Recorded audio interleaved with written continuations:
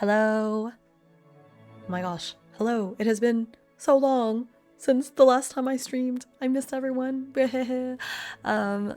Good evening. Good night.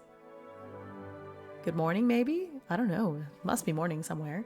But hello. Oh, I don't know. That's weird. Well, hello. Thank you. Oh, it's good to be back. Anyway, it's Himeutsugi here. Yeah. Hi. It's been a minute. Funny story as to why, in case you missed my other story or if you're not in the Discord or what have you. Long story short, I scratched the inside of my throat while eating a salad. Like, I think it was just a piece of peppercorn or an onion or something. I don't know, but it scratched the inside of my throat, and then I got sick. Not like fully sick, but my body was sending a lot of, like, you know, your white blood cells to my throat, and so the end result was that I didn't have a sore throat, like it didn't hurt exactly, but my throat got really phlegmy from all of the, I don't know, the wound healing, I guess. And so I literally could not speak for a while, or if I did, it was really raspy and just wasn't great, and I didn't want to strain it even more because it already took a really long time to heal. On top of that, I was also just really busy with I had to go out of town for a while. There was like a lot of things, but even when I was here and was able to stream, I couldn't because my voice was really bad. It was like this, but even worse somehow. And it anyways, I have a job where I talk a lot, a day job where I talk a lot already, and so a lot of times by the time I got home, my voice was just completely shot.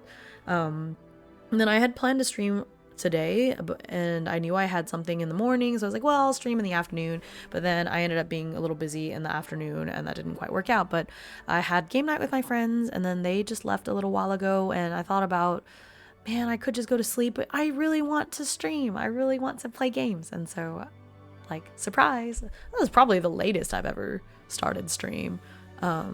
Wow, this is such epic music. Oh my gosh. But yeah, so I'm here. We're going.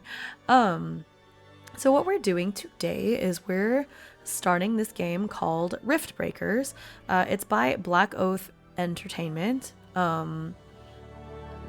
There's a silly story behind this, but so Blackoath Entertainment is the same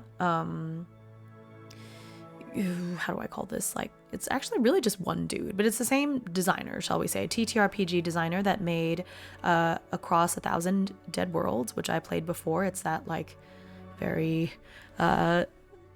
easy to die in sci-fi monster horror kind of game that I played. I think I played it once on stream, but I DM'd a game of it for my friends and really enjoyed it. And these games, they're primarily made to be solo, and they're very crunchy. There's a lot of rules, and I think that's really cool because a lot of solo TTRPG games feel they're more journaling, and I really appreciate this designer for making games that are crunchy. There's combat, there's a lot of rules, and yeah, there's journaling, but not really. Like, actually in this game they hardly even talk about a journal. I think you could just play the game and not journal at all. But yeah, so this is an older game by that same designer. But funny story is that I got sent this book by mistake. I had ordered this other book and I got sent this book instead. And when I inquired about it, they basically were like, oh, it's we're so sorry. And they sent me like crunchy peanut butter with lots of rules. It's fun. And they resent me the book that I was supposed to get, but they let me just keep this one. I guess for them, it's not worth the hassle because they already had to mail out another one to that guy, you know, because he couldn't wait for me to send it back and all that stuff. So they just let me keep it. But so I have the book. I have the physical book of this game. It requires a lot of flipping. So I have the physical book, but I decided, and also because I technically did not buy the book and I really like this creator, I ended up buying the digital version so that I like own the game legally, I guess. And so if you watch and you end up liking this game, it's actually, yeah, I'm just gonna put it, it's actually part of a bundle right now on itch, so you can get it for about $5. Well, technically it's €5, but let me find it. Rift Breakers.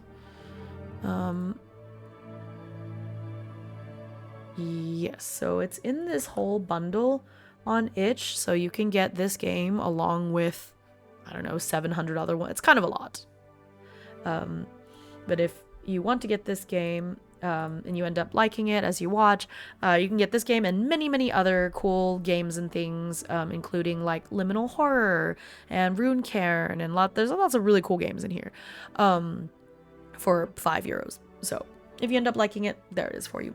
But yeah, so this game, you know, I'm just gonna read it because I think that disclosure, this is technically, yes, I just explained it's in a bundle that's for like fundraising, I guess. But if you buy the game by itself, it's $15, but you can get the game with 700 other games for €5. So I linked to the bundle because it's a cheaper way to get it. But if you want to get the game by itself, I guess you could. If you just want the game by itself, it's there. And you can buy, they have physical copies on like DriveThruRPG and the Blackoath website. But yeah, so if you want to buy the game separately or physically, you can. That's okay. That's all right. I'm sure you're playing something on the side while listening, so no worries. But yeah, so that's why I linked and pinned that one because it's a cheaper way to get the game if you're, I don't know, pinched for money. But if you want to support the game regularly, you can, you know, go there, the second link. But yes. Yeah, so no, I figured that was the case. So, okay. So I'm good. Oh, very nice. Oh, that sounds fun. Minecraft is a good time. All right, so Riftbreakers is a fantasy role-playing tabletop game for one or more players. Within it, you take control of a single character and embark on all sorts of adventures, undertaking challenges that will see you traveling the land of Cathor, which is being besieged by strange magic storms that unleash terrible monsters in their wake. Oh, he threatened war. Oh, well, I think that's pretty legitimate reasons if you shot him. Riftbreakers provides a complete toolkit. Okay, basically, to TLDR is that this game is meant to emulate a massively multiplayer online role-playing game, so like an MMORPG. So like World of Warcraft, there's random loot, there's crafting, there's dungeons, there's lots of grinding to get your skill points up and all that stuff. And so it's the MMO experience, but as a TTRPG. I played through a little bit of this game with one of my students last week, just on a whim. You know, he was finished with what he had to do, and so we were like, hey, let's play this, and we did. Yeah, it's like an MMO TRPG, except I'm playing it by myself, so it emulates the feeling of an MMO, but it isn't actually an MMO, which is perfect, because I'm that person that plays MMOs and then like doesn't like to be in a party. I'm like, if I can do this quest by myself, I'm gonna do it by myself. So, I mean, I played with parties later, and there are times where having a party is nice, but a lot of MMOs I'm like, I'm gonna solo whatever I can, so this is perfect for me. So yeah, for this game I discovered this thing called Sojour, and you can see that listed in my little description down there, but it's basically an app that is meant to, it's like a journal, a campaign journal. There you can do maps, you can create characters and stuff that is meant to be used for solo TTRPGs. And so I've just started using this. You can kind of make your own calendars and game rules, and it's a companion app, so you're meant to use it when you play solo TTRPGs. And I haven't used it for a campaign yet, which is why I thought today would also be a good way to try it. But I have been tinkering around with the app, and it has so many cool features and is actively in development. You can get this on DriveThruRPG for I think about $10. And it's nice because it's one of those. It's nowadays everything requires a subscription. You can't just buy an app anymore. You have to buy a subscription to the app. But this one, you don't. You just pay $10 and the app is yours forever. And I respect that and really love the feel of it. So it's confusing my brain listening to my friends and you and the game. I can imagine there's a lot going on, so understandable. This music is a lot more epic than I expected. This is supposed to be like exploration music, which I guess it is, but it sounds like it feels very epic. And I was just kind of, I don't know, I might change the music. This might be a little too tense. Negotiations, epic fight, spooky cave. Ooh, Melancholy Journey might be better. Okay, so let's turn this off. Do this one, because the session 0 music is like really epic for what's happening. This might be a little better. Okay. Cool. Solved. I put you on speakers and friends on the headset. Ah, that's funny. Okay, I understand. But yes, so we are going to create the character. So it kind of feels like we're playing through the like tutorial character creation of an MMO. So we're going to create the character and play through the beginning part. So it's pretty fun. Okay. Here we go. Oh, the cool thing about this game is when you create characters, there's no job classes. So there's skills and there's things you level up skill trees like an MMO, but there's no, I'm not going to be a bard or anything. There's no job class. It's like everybody's multi-classing. It's really cool. Okay. So, the PCs arrive in Kathor in the worst of circumstances, disoriented, with no memories of their previous lives, and essentially naked. They find themselves at the center of the labyrinth, a vast monolithic structure that extends for kilometers around them. Oh, okay. I was trying to get a sense of the scale of this map, because it lets you set the scale, but it's a lot farther than I thought, because the labyrinth is kilometers wide. Alright. I don't think this map was really meant to be to scale anyway, so we're just looking at it, and that's fine. Alright, see. Their only hope is to push forward and try to escape it. New characters must follow through the next pages to make a character ready to face the larger threats looming over Kathor. Right, so it's character creation time. A mysterious stranger from a faraway land. As you open your eyes, the bright light of the sun blinds you momentarily. You know what? It might be easier to read off of the... I have the book in my hand, but it might be easier to read off of the thing. The PDF. Let me find it. Technically, I could put it on the screen. Their rules say that I can share this, but I can't figure out how to display this very well, so that's all right. Okay. Here we go. So, Chapter 1. A mysterious stranger from a faraway land. As you open your eyes, the bright light of the sun blinds you momentarily. You look around, and you find yourself in an unfamiliar place. Large walls, the size of buildings, extend around you, forming a small square. The walls seem to be made of a material that looks simultaneously like both metal and stone, a shimmering wall of rock that appears ancient and alien, with some unknown quality making you think of them not truly belonging to this world. A single corridor seems to be the only exit from this square. Where exactly are you, and why are you here? You stop to think for a moment, and quickly realize that not only do you have no idea of how you got here, you have no recollection of who you are, nor can you remember any details of yourself beyond your name. There is nothing about your past you can remember.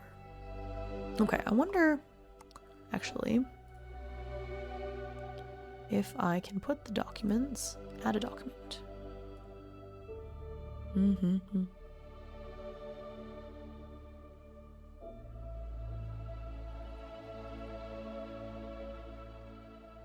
I wonder if I can open it. It's in a different tab, huh?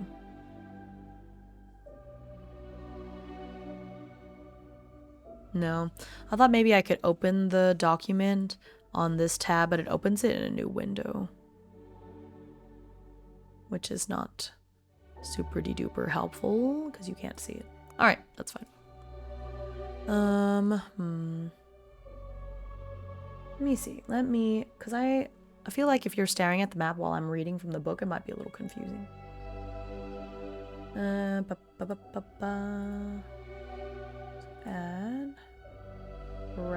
Not browser. Add, window capture.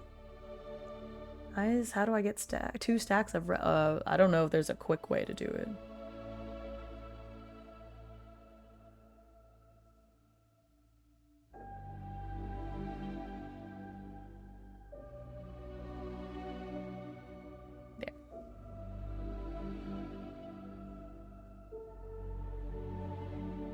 Okay.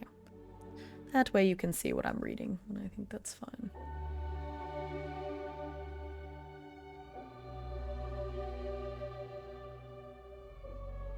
Let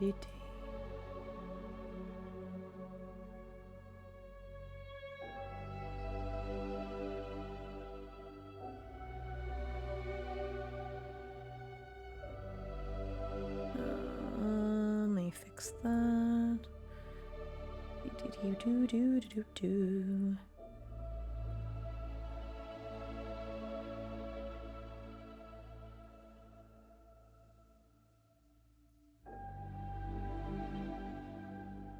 Okay.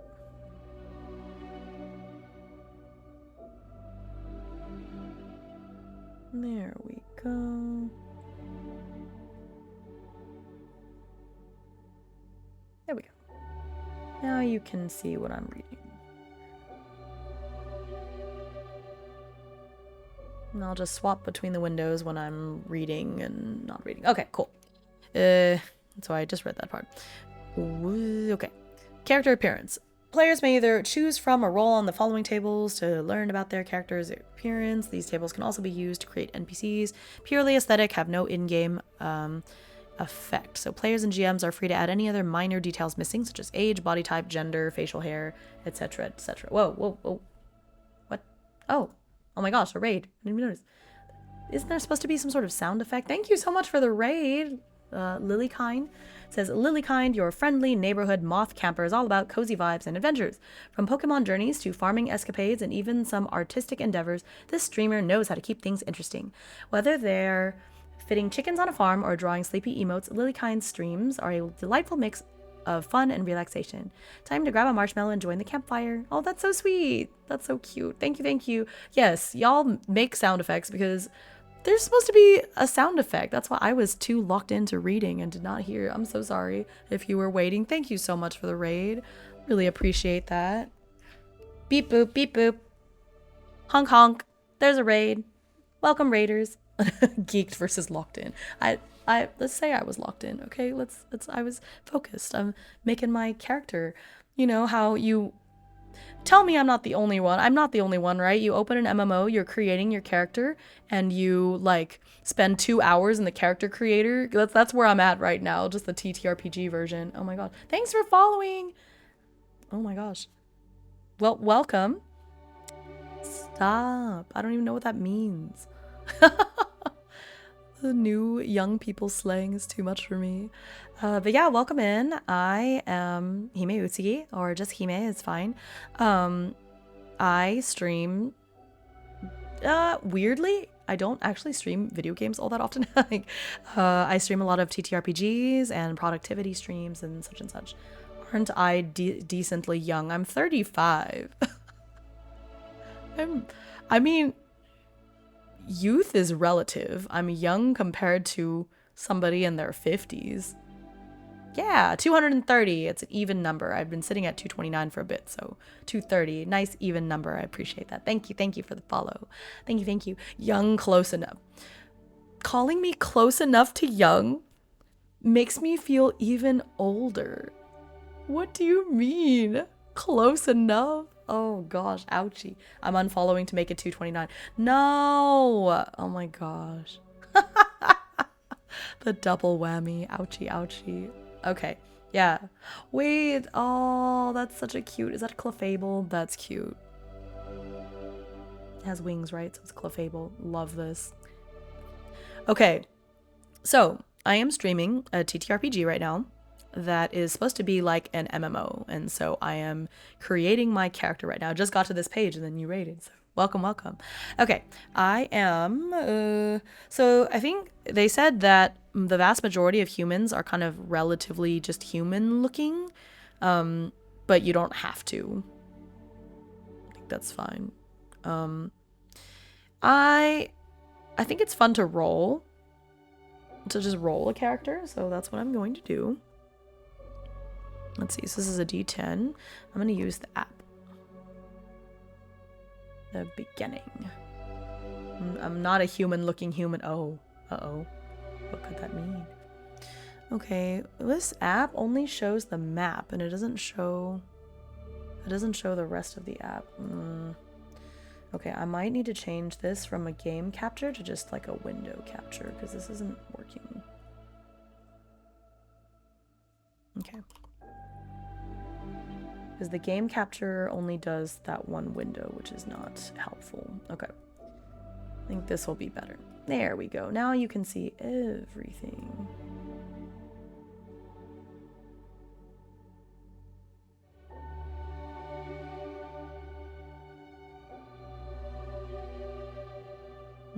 Now I just need to make the window a little taller, and then I think we'll be good to go.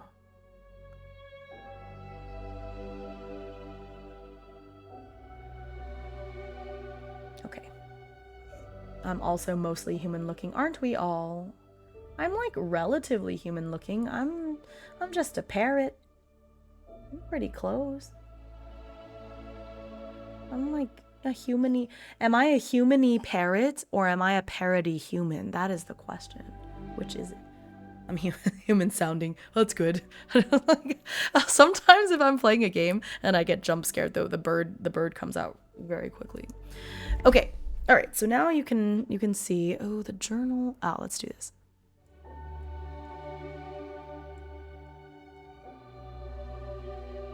Aha. Well, but the journal still gets cut off a little bit.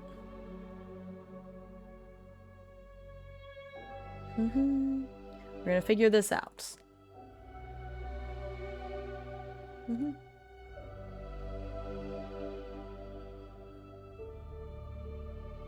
There we go. Oh, I wonder, oh, you know what? I can just move chat over a little bit. Let's do that. The chat. And the clock. Let's move the whole group over just a wee bit. There we go. Now we can lock those. And then I can move this over just a bit. Does it always move it down too? That's annoying.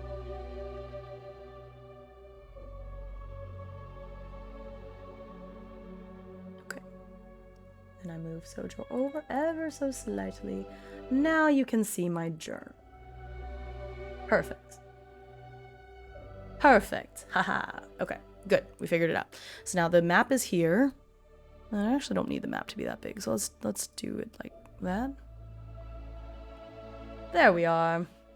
Perfect. Perfect, I say. Okay, so you see a character creation. So we're gonna roll, and then we'll fill out the little character table.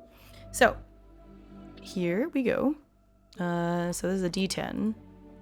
So roll the D10. I rolled a 3. So that means I'm small. 101 to 150 centimeters. Okay.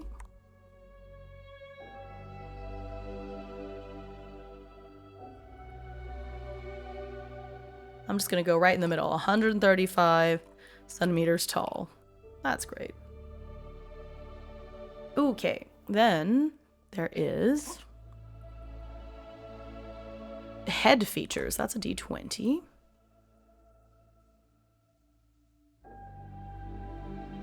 Oh my gosh. Oh, another raid. Oh my goodness. It's my lucky evening. Thank you. Oh my goodness.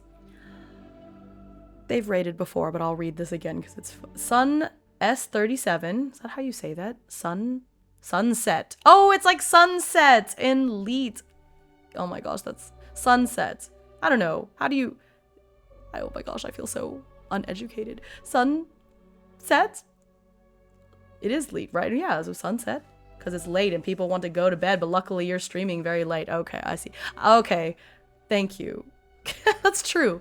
This is not my normal time streaming. I'm getting on. Okay. Sunset is a funky Android VTuber who loves retro gaming and singing. They recently played SpongeBob SquarePants Battle for Bikini Bottom on PS2 and streamed Guild Wars 2. Yeah, I saw a lot of those SpongeBob streams. Oh my gosh. Catch their Saturday night streams for a variety of retro fun and maybe some live 2D rigging too. SpongeBob. Somebody fished SpongeBob in our fishing minigame recently. Oh no! I forgot to give them the fish for raiding. Here. There's 5 fish for you. And then 5 fish for you. The fish! Let's see. SpongeBob went for a whole month. Oh my gosh. It do be like that sometimes. Can you have 5 fish? But you can buy your own fish. They're getting fish for raiding, you know? It's like, oh my gosh, a whale shark. 15,330 kilograms. How did you fish the whale shark with a regular fishing rod? All the way from the depths. I feel like the realism... Okay, it's fine. It's fine. It's fine. It's just funny. Anyway, I rolled a d6. So while they're fishing, I have pointy ears. Oh, I'm a little... Okay. I have pointy ears. Oh, a Goldeen! Yay! Look at that Goldeen. Cute. Oh my gosh, this has like been the best. Normally, when I give somebody a 5 pull, it's like all junk. Lily is a talented fish for all the time on Mystria and Stardew. Oh, a fellow Mystria and Stardew fan. I see. Holy crap! Your luck is so good. Normally when I give away, you know, as prizes 5 fish, it's like a bunch of junk, but you already got a legendary. 2 legendaries. Amazing. Oh my gosh, you're gonna be at like the top of the leaderboard just like that. Crazy. Wow, that took a long time to add up all that gold. There's 2 more. Oh, I'm shaking in my non-existent boots. Okay, I have pointy ears. Why is that in red? A piranha, still rare. Why is their luck so... Whatever, you got a diamond. You can't, like, get out of here. Okay, another D20.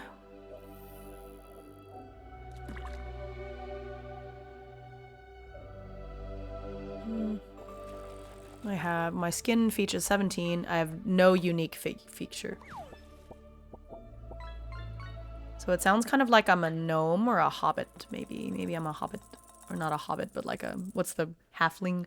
Is that the better term? Okay. Hair and skin color. So I'm going to roll once for hair and once for skin.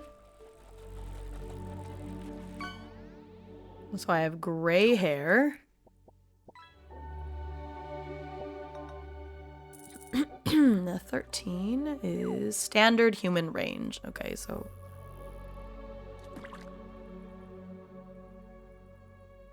Alright. What game is the fishing game or this game? There's 2 games going on at once. I am playing RIFTBREAKERS. It's a TTRPG. Ah, yes. Okay, I figured. It's a TTRPG.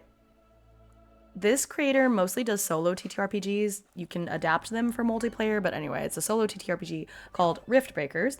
I am using this app called Sojour. Oh, I get it, because it's a solo journal, so Sojour. Oh my god, I just made that connection. Anyway, the app is called Sojour, and it's like a campaign. It's like a VTT campaign manager, but it's specifically made for solo RPGs like this. And so, yeah. Oh, look at that. See, this is the luck I expected. So sorry. Only one of you could have the epic luck. Anyway, so this is a solo TTRPG that's made to be like, it's supposed to emulate an MMO, but it's a solo game. So there's like loot tables and dungeon raids and, you know, grinding so that you can get skill points and stuff like that. And I'm really excited. I've played a little bit of it with a student recently, so I'm excited to try it solo. So right now I'm in the character creator. So I'm rolling, you can choose, but I think it's kind of fun to roll and get a random character to play. At least for because basically your character got dropped somewhere completely naked and doesn't have any memories. So that's where I'm at. Okay, so that's my character. I guess I can start making my character. Well, okay. This is just the appearance.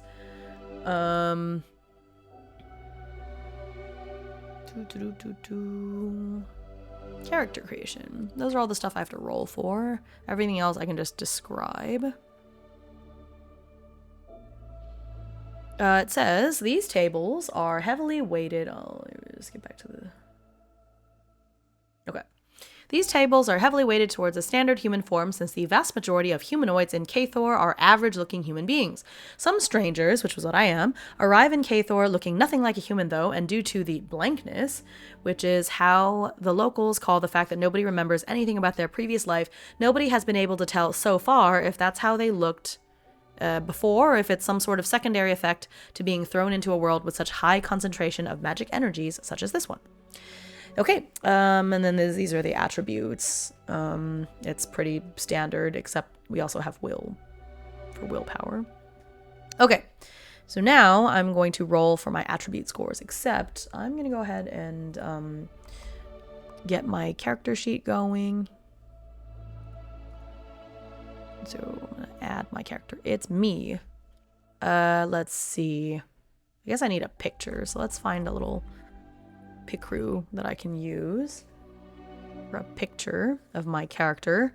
It's a little hobbit halfling person. Let me see here. La la la la. The hobbit or halfling. Let's see. I guess I could be a gnome too, but doesn't sound quite. Halfling Halloween. The Dungeon Halfling Maker. You can use this for a non-commercial. Okay. Okay. Supposed to have pointed ears. Oh, this one doesn't have pointed ears. Maybe I'll just make a little. Okay, I guess I could just use a character creator that looks like an elf and just know that my character isn't an elf. Because, well, I could be an elf. I could just be a really small elf. Let's see here. Now it really feels like an MMO character creator.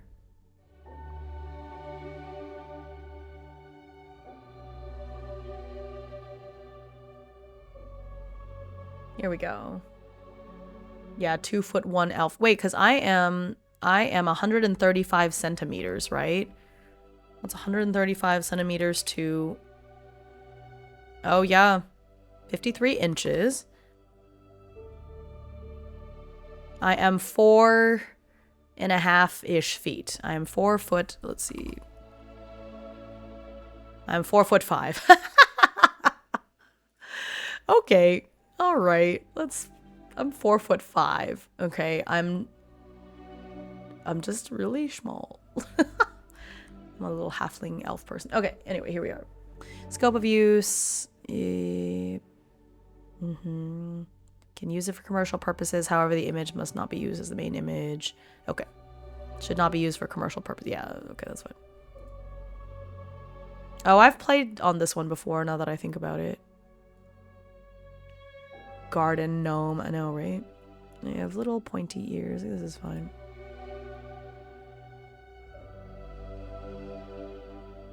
I feel like I have used this one before. Okay. What did they say? I have regular as gray hair, right? Gray hair. I haven't gotten to the hair yet. I didn't roll for eye color. I guess it's fine then. I'm getting a sense of personality from this, even though my character is supposed to be kind of a blank slate. Let's see. Who hates eating monsters and I know, right? What a coinky dink.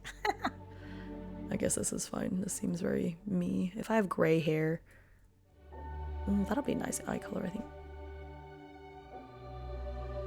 Oh, it's for like heterochromia. Okay, that's fine. Looks so sassy. She looks, yeah.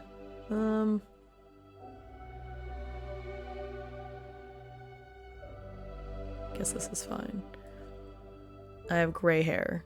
Oh, that's very dark gray. That's fine. Okay, which oh, there's noses. Oh, this nose is cute. Kind of like that one. Okay. Let's see here. Oh, it kind of annoys me that there's ads here. I thought there weren't supposed to be ads on that. Didn't they just have a big thing that was like, no ads on Pike Crew? As long as it's nothing, I just realized they were there. As long as it's nothing like inappropriate. Inappropriate. La la la. Oh, wait. Come back. Of course, I have to pick that one. Oh, the freckles are cute. Let's do it.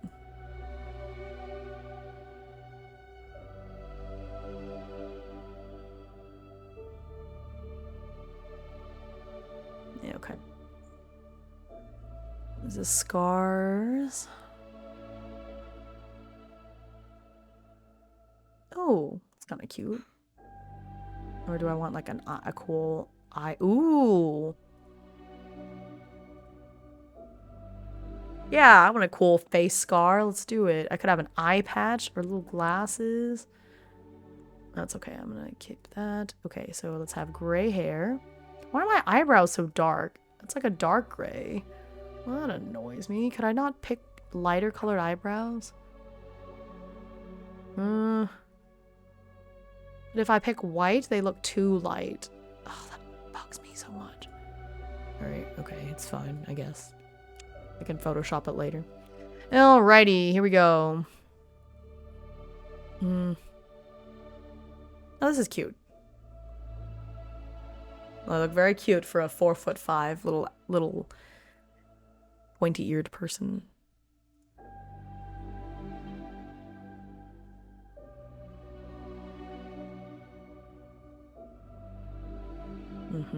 Okay, okay.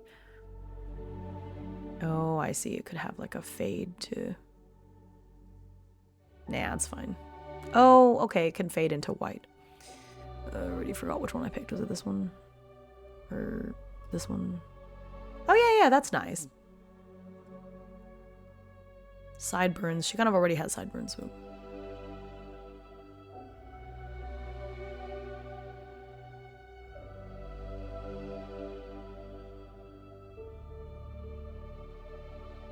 What? You could have extra on back sides?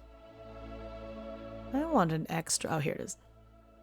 Could have a little bun. These are cute. Oh my gosh, she is the one named Sailor Hobbit. Yeah, they're cute, but somehow not very suiting. So, alright, it's fine. Alright, it's clothing time. Except... This part, if I remember right, I am kind of stuck with robes at the beginning. Okay. Oh, these are like little hair accessories. But they're only for the extras, which I don't have, so. I remember, I'm pretty sure I'm just stuck with a robe at the beginning, if I remember correctly.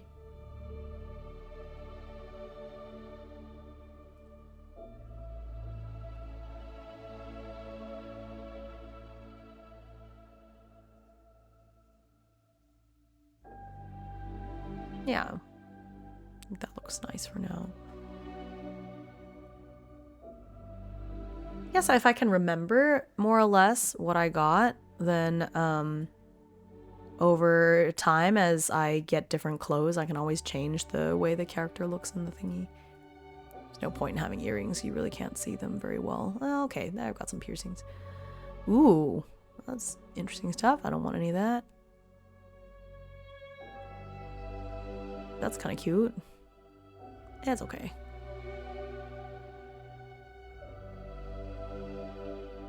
Okay. I think I'm done. Character created. And just know that she is 4'5". Okay, so back to that. Add picture. It's me!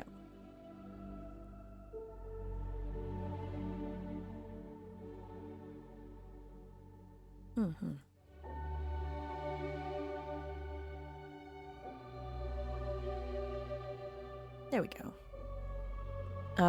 Oh, a name. Let's see here. Name. That's the tough part. It's always the name that I can't seem to. Is there like a halfling name generator? Because I am actually a halfling, even though I don't really look like one. The Thieves Guild has a halfling name generator. Yeah, let's do it. Oh, Izella, that's cute. Carissa, Primula, Frolienne, Labaste, Darlene. Some of these are little little ordinary, mayhaps. Trendra, Duenna, Lassie, Isalis, Yvette, Isella. Isella is kind of cute. Isalis is kind of cute too. Alright, I'm gonna keep Isalis and re-roll one more time. Rosetta, Shasira, Deidre, Merla, Amaryllis. Nah, I think I still like this name the best. Cool. This is Isalis. Yep. Right now I don't know what her characteristics are, so I'm just gonna do that. Isalis is in the party. Yay.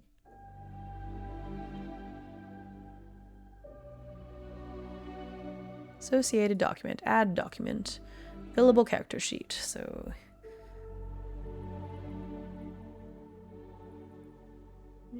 create one for Isalis.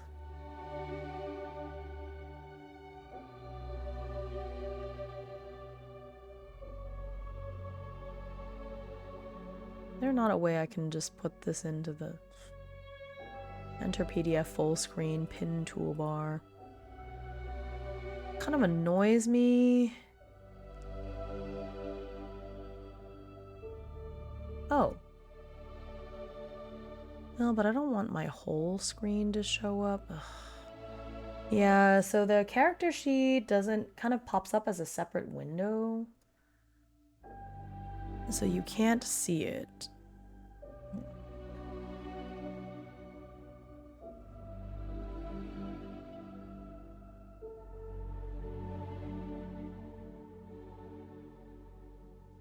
There.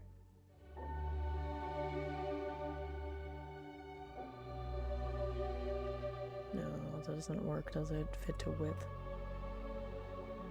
No, because the thing is, it's like a weird kind of a screen. Dang it. Okay. Oh, I can't think of a good way to do this. Okay. All right. Hang on. Let's try something else.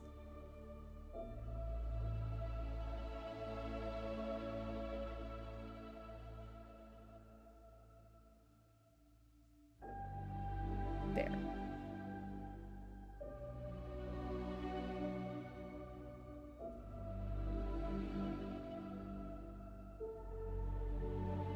I'm figuring this out.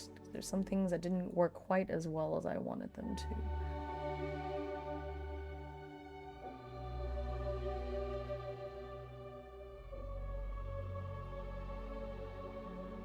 Okay. That should be okay. And then if I have this there, that's fine. I can just make this window bigger now. There we go. And we figured it out. Now I can make this just take up the whole thing.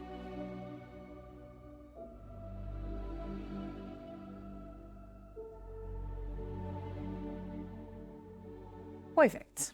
Okay, that's good. And now I can do the character sheet. I just did a display capture, and that's just easier that way. Yeah, just don't look at all my things, I suppose. Okay. Where did I just put the... Oh, I closed it. That's why. Okay.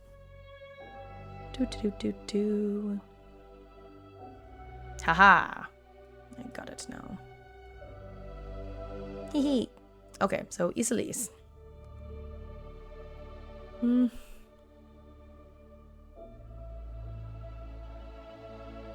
Okay.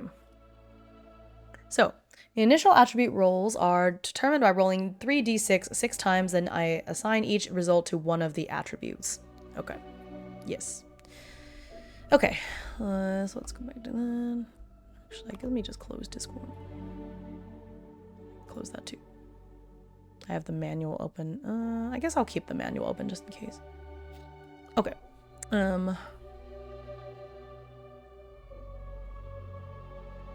it save? It's a fillable sheet. Oh my gosh, wait, does it not save?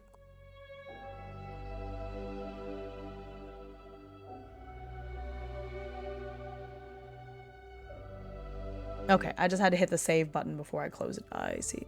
Okay. Back to this.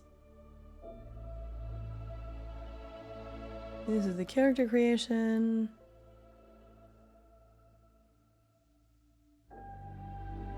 Okay. Okay, so this is it's 3 d6s 6 times. Okay. Oh my gosh. This luck sucks. Oh. This is the most middle of the road character ever. I got 11, 10, 8, 11, 13, 10. Oh, that's lame. Okay. So I can assign each of these to a stat.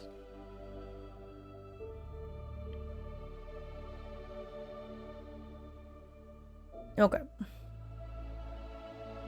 If I'm playing solo, I might want to be more, go for more strength dex, and I can always hire somebody, like find a party member later that can do magic, I guess. Not as fun that way. That's fine. All right. So let's do strength and let's make dex and strength.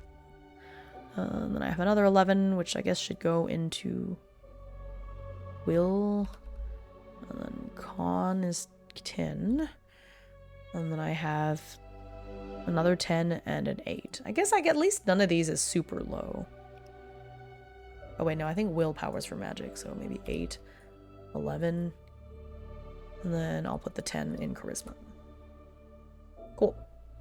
And then these attributes, I just multiply all these times 5, so strength is 55. So this game I'm trying to roll below, like meet or below. So the higher the stat, obviously the better it is, because the higher the chance is that I will roll that number or below. So 5 times 13 is 65, that's 50, oh god, 40, 55, and 50. All right, it's a very middle of the road character, I see. Okay, so then, yep, I got that. Those are the attributes. Understand, yep. Okay. Secondary attributes. Aether points, that's like my magic, so it's int plus will. Int plus will is 19. Okay. And then health is con times 2. Which is 20. That's not too bad. Oh, who's fishing? I missed it. Ooh, a black red eye. Very nice. Okay. And then friends all went to bed. Minecraft server is now closed. I see. My apologies, friend. Let's see. Luck just starts at 0 speed. So they're dex in meters, and then run is dex times 2. Okay. So dex, and then 26. I can only walk 13 meters every 10 seconds. I guess that's not fast. That's like that's 1.3 meters per second. Ugh. That seems, I don't know about that. Swim at a speed equal to their dex. Okay, stamina is strength plus con. That's 21. Luck starts at 0. Damage.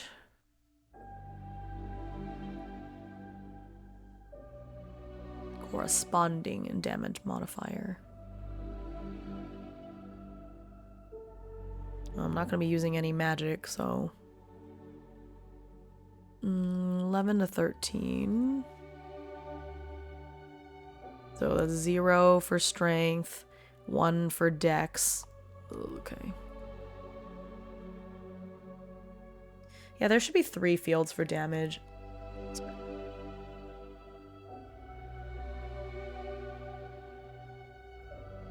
No, this is for dex.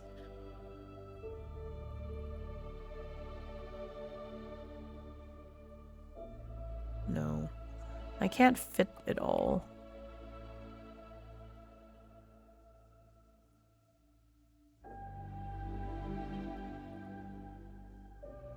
I'll just put it this way so I can remember what it is. And then for magic, it's really bad. It's based on my Aether? No, it's will. Okay, my will is only 8, so I think it's gonna be negative. Yep, it's -1. Okay. So that's not helpful. Cool. All right. You take a quick look at yourself and suddenly realize that you're completely naked. While feeling embarrassed and desperately taking a look around, hoping to find some clothes, the ground trembles behind you. As you turn, you see a pillar surging from the earth with a pedestal on top of it. On the pedestal, you find a few items. This novice item, so the Traveler's Short Sword.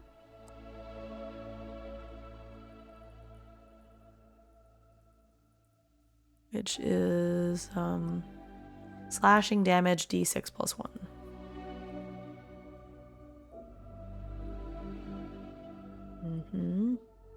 This is a novice item. I'm just gonna make that note.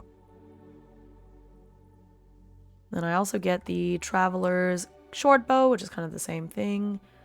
UD12. What does UD12 mean?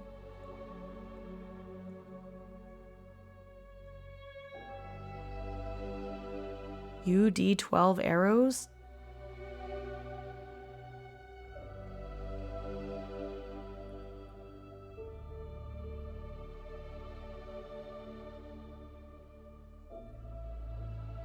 UD12 arrows? Maybe the U was a typo. I guess I'm just gonna roll to see how many arrows it comes with. Or UD? I don't know what this means. 12 arrows seems like a reasonable number of arrows, though. I'm just gonna say it's 12 arrows. That's fine. Okay, so it's kind of the same thing, but it's piercing damage.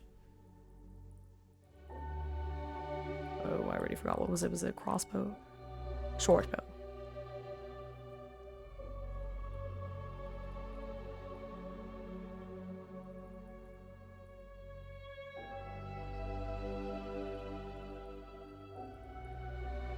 Alright, I'm gonna keep track of how many arrows I use, and every time I shoot the arrow, if I don't pick it up, I'll lose it.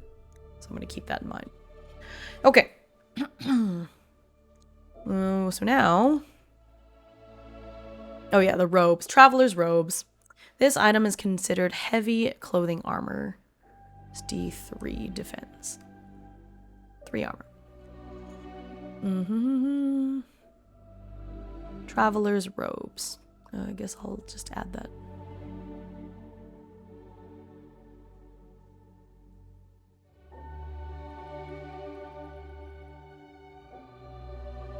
Strength +10 for item slots. I have 11 strength, so that's 21 item slots. That's pretty great. Okay. Simple healing potion. Uncommon novice. Deal. Okay.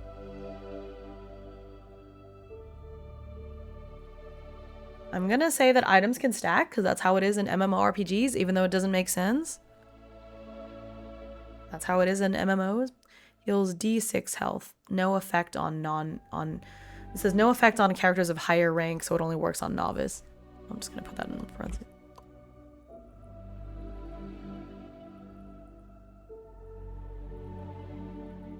Okay.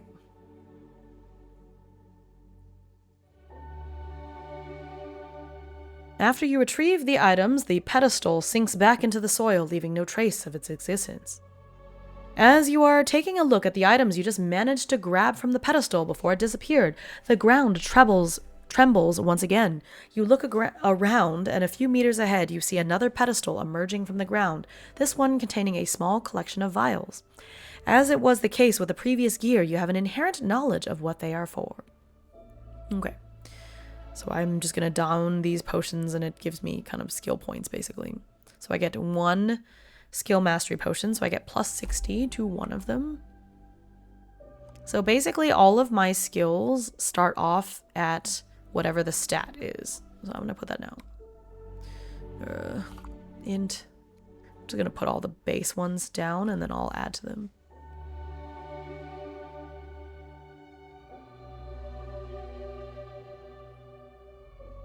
Charisma is 10. Gathering is Dex. Actually, I'll just fill in all of the Dex ones. Will is only 8. Int is 11. Charisma, I think, is 10. Cool. That's what it starts with. And now I'm going to choose my proficiencies. So I get one that's plus 60. So what skill do I think is going to be really important?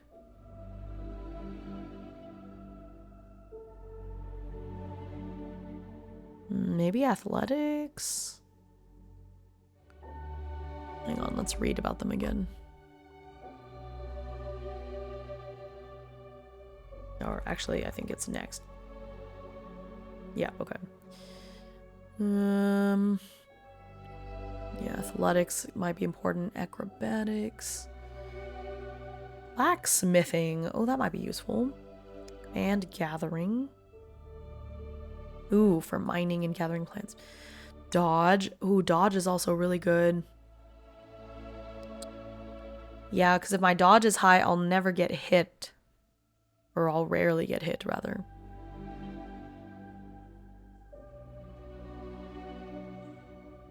Alright, let's do dodge. I want to be able to dodge fast, dodge a lot.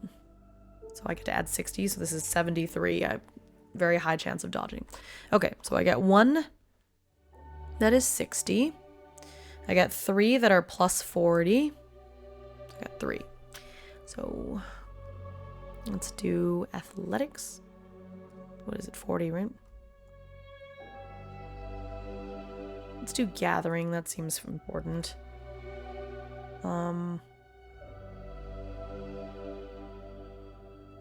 Then let's do perception, because my will is kind of low, but I think perception is important. So let's add 40 to perception so I have a chance. Like, okay. And then I get 20 plus 20 to 5 skills.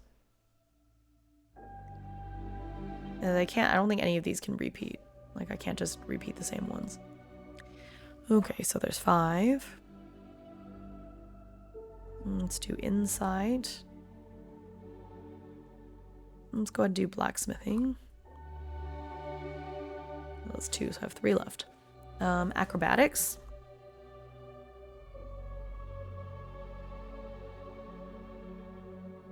Stealth.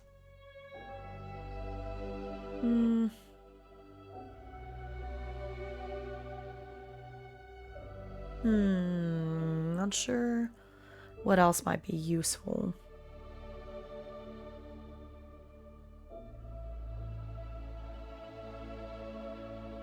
Dodge, inside, leatherworking, alchemy, literacy, literacy. Okay, let's do literacy. That seems kind of bad if my literacy is super low. Okay. Okay, so I got that. And then I get plus 10 to 2 skills. Let's do survival. And sleight of hand? No.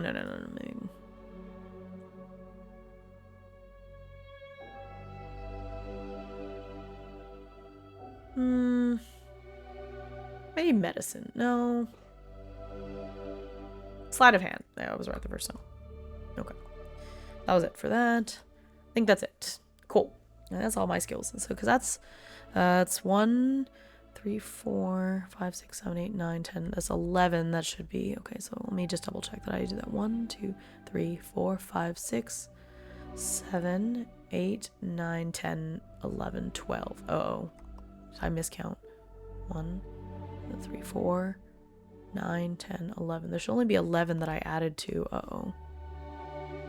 1, 2, 3, 4, 5, 6, 7, 8, 9, 10, 11. Oh, no. Okay, I miscounted. Okay, cool. So those are my proficiencies.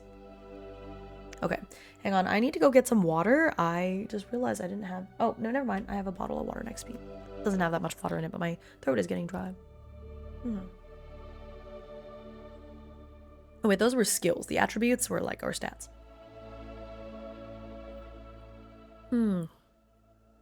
But yeah, so these are basically percent values on being able to succeed on these checks. So it's like pretty simple D100 kind of percent stuff.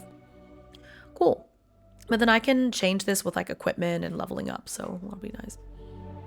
Okay, and then I get skill proficiencies in weapons and armor.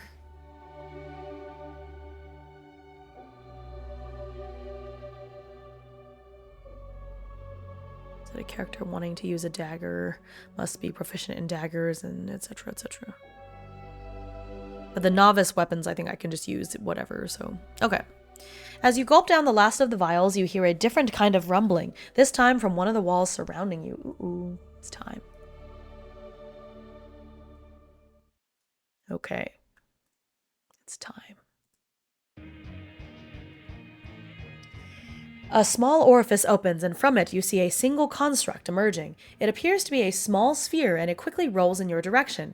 As it draws near, the sphere opens as if it were some sort of pillbug, only with 2 long legs and 2 arms, ending in razor-like claws.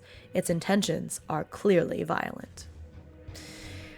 Right, the Lesser Labyrinth Guardian. One of the less powerful constructs found within the labyrinth, they can pose a threat to even the most veteran warriors when appearing in large enough numbers. There's just one. Cool. All right. Before you can face the creature, you are suddenly disoriented and feel a change in your soul. New title earned, Stranger.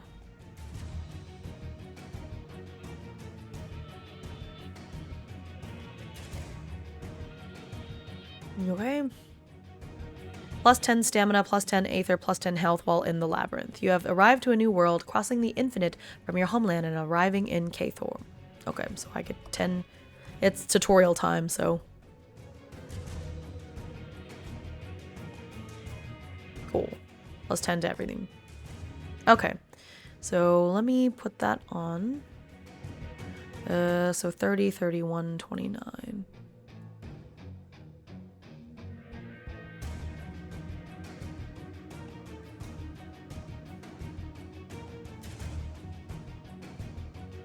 So 30, 31, 29? I already forgot.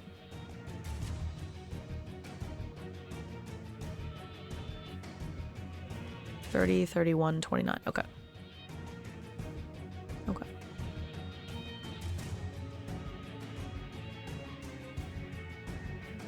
Okay, so that's me. Not 30, 31, 29. We're in the labyrinth.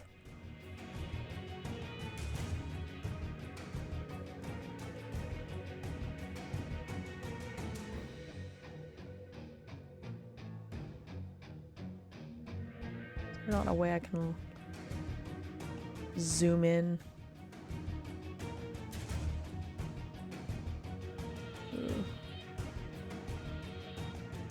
Oh, I did not want to do that. Okay.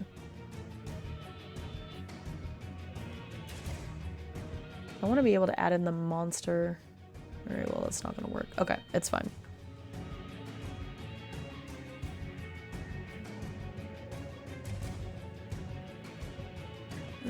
Oh, actually, I think I can toggle combat.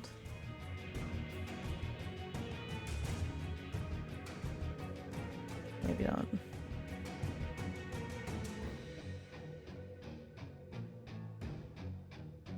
I thought I could. Maybe not. Okay, it's fine. Okay.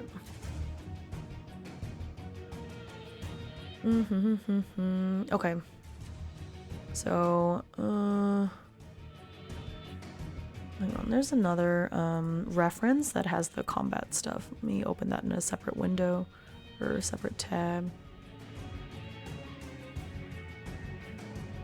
That'll make my life a little bit easier.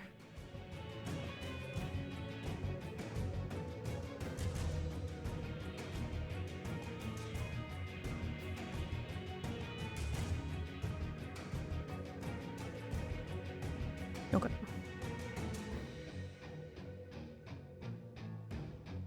Okay. Combat. In order to perform it, hang on. That's not all that. I don't need that. Start of a fight, roll initiative for each side. D10 plus dex for PCs. D10 plus the first digit from their coordination score for enemies. Okay. D10 plus dex. So I have D10 plus 13.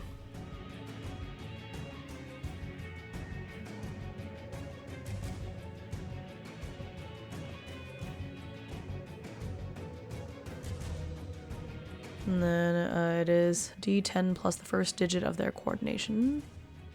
So 30, so D10 plus 3.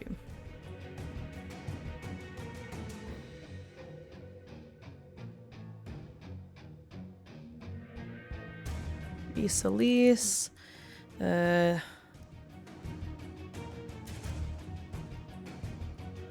For the construct. Okay. Cool.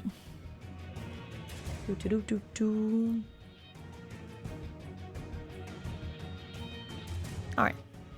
So now, that means I get to go first. So, combat steps. Good night. Thanks for hanging out. Alright, so I spend my actions.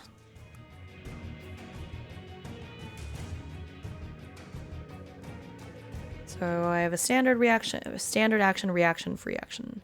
Standard reaction, free action.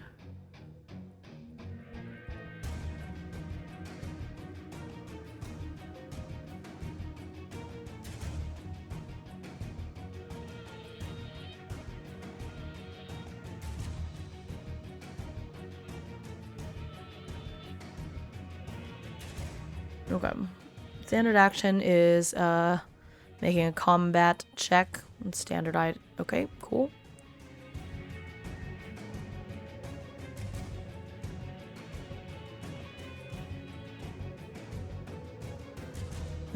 Okay.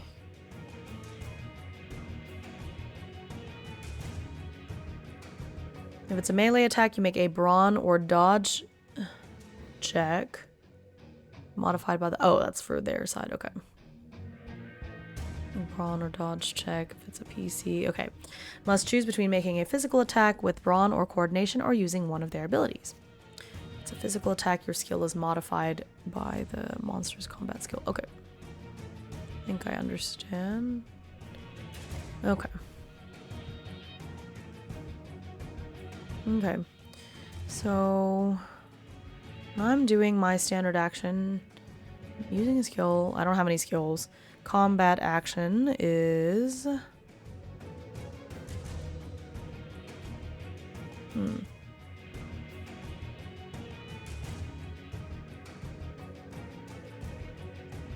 Physical attack. Yeah.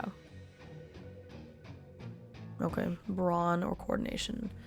I guess coordination if it's ranged. Is that the idea? Yeah. I mean, it's relatively far from me, so I'm gonna go ahead and roll with coordination, because my coordination is higher than my brawn, so D100.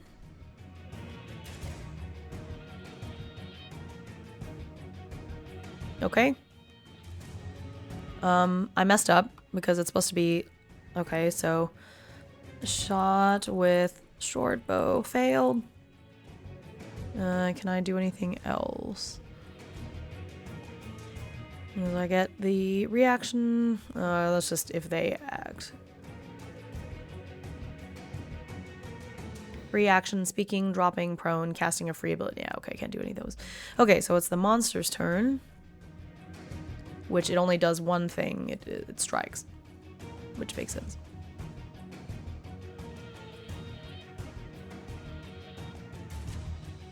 Okay, if it's a monster, they roll. If it's a melee attack,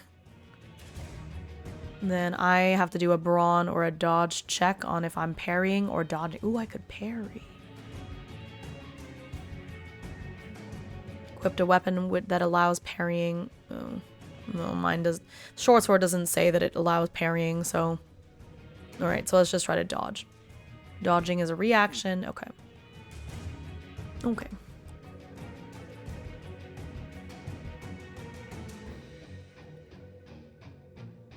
Okay, so the construct attempts to strike.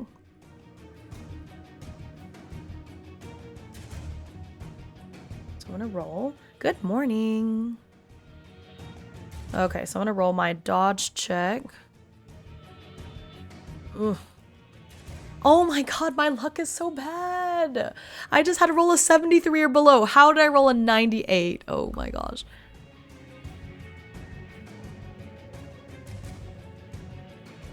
Okay, so ow! Oh my god, cat, no! Goodness. Clawing at my heat tick.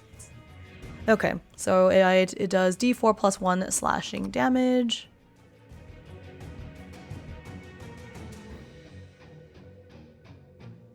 Here's a thing.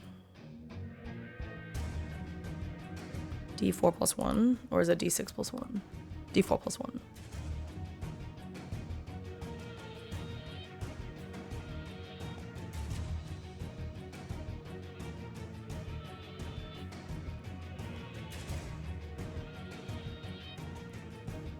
So my health is going down. Ugh. Ah. Ouch. Aye. Okay. Okay. So now it's back to my turn.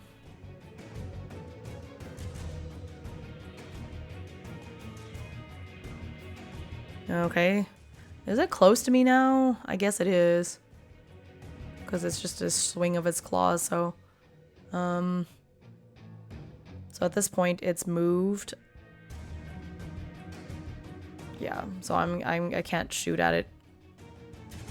Because it's gonna make subtract 20 anyways. So I might as well try for the short sword. Okay, so that's a brawn attack. 55 brawn. Okay, well, I'll just need... Okay, good. I rolled below 55, so that's good. Does it dodge? Okay. Your skill is modified by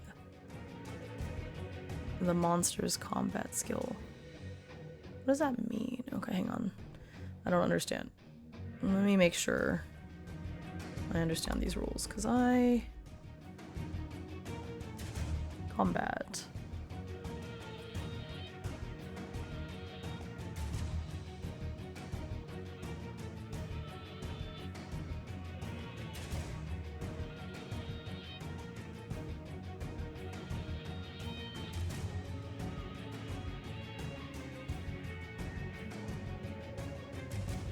Oh, okay, it's against theirs, so it just goes -5. Or no, +5. Because I'm trying to roll below. Okay. Okay. Oh, it's subtracted from your dodge skill. Okay. That's fine. So 23 is still below because it's like rolling against the combat score for this enemy is at 55 minus 5, which is 50, but I rolled well below that anyway, so that's fine. So easily slashes with short sword.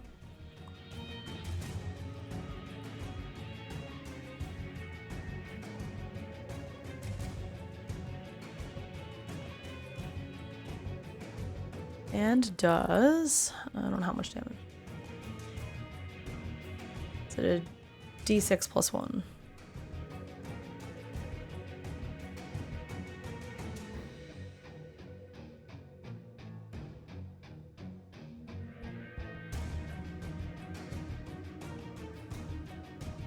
Okay.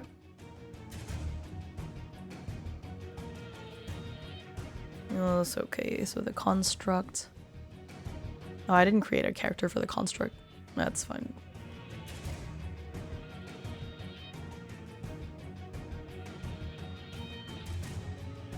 Just now has 3 out of 10, right? I believe it has 10 HP. Or I went too far. Alright. I feel like they should have explained the combat rules before I bought the thing, but... Okay. Yeah, it has 10 health, so I'm good. It has 40 dodge. Is it supposed to do a dodge thing? I guess not. It just says that if I'm doing a physical attack, my skill is modified, so... Okay. Okay. Okay.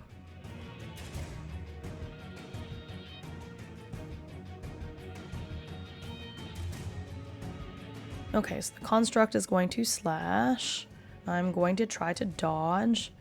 But my dodge is going to be -5. So my dodge is currently at 73.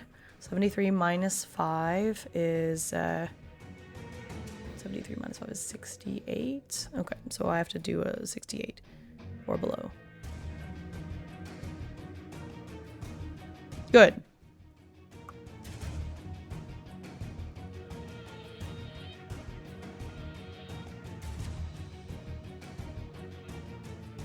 Is that a slash? Strike.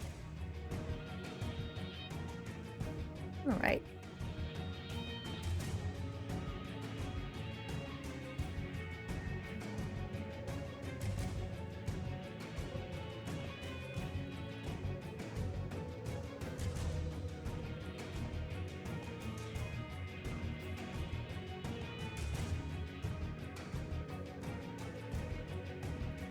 Okay.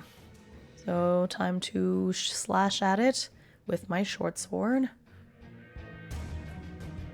Yep, it's still well below. So then I can roll for damage.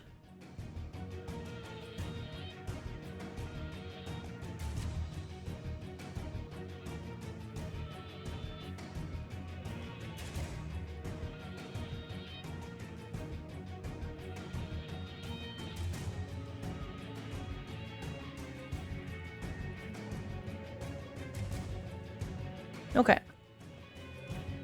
How much EXP do I get? Oh, I get 100 of that.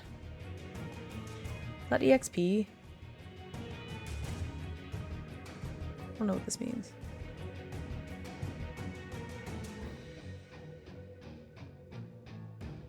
Oh, I think it's aetherite. Okay, so I get 100 money, I think. Is it the N? Yeah.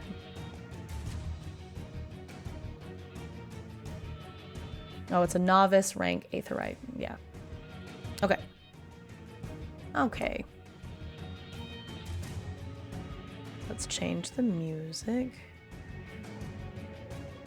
Do do do do do.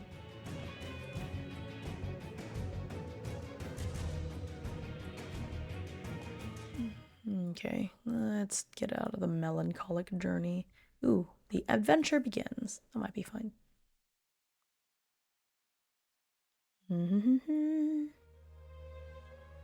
Okay. We're back. All right. So I destroyed that.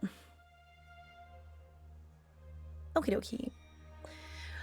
As you strike the construct one last time, it finally stops moving, clearly too damaged to continue fighting. With a strange hiss, the creature's remains dissolve into a cloud of white dust, leaving behind some coins with a, I don't know, like a weird A symbol on one side and your name on the other. Oh. You wait a few moments, expecting something else to appear, but after a while, it looks like the coast is clear. No more pillars are appearing either, so you head towards the only exit you see, the large corridor ahead. As the imposing walls close around you, you can see only a long passageway ahead, with no remarkable features whatsoever. After what feels like an eternity, you find your way blocked by a rusty gate. Your only hope would seem to either jump over it or bust it open. If either fails, you can always hit it enough times until it breaks down. It does seem rusty enough to be possible. Okay. Acrobatics or athletics? I think both of mine are kind of high. Yeah, let's do athletics to, bust it open. So I'm gonna roll.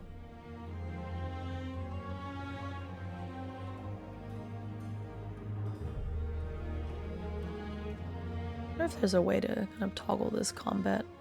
Yeah, it's fine. I'll worry about it later.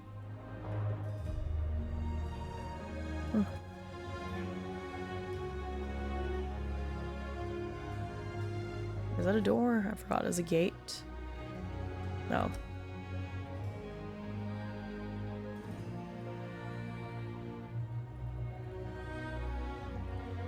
Okay, so it's just a D100.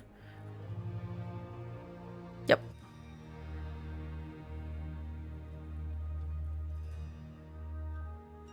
I'm gonna come up with a hand command. I have one. Okay, I'll worry about it a little bit later.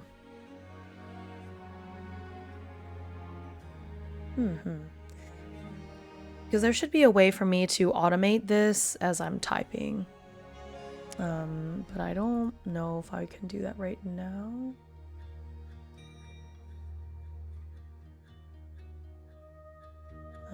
Roles, like places the result. Right? Because I think I can type, like this is, if I just type D10.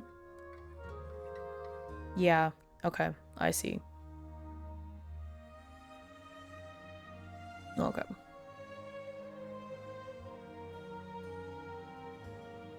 Let's see.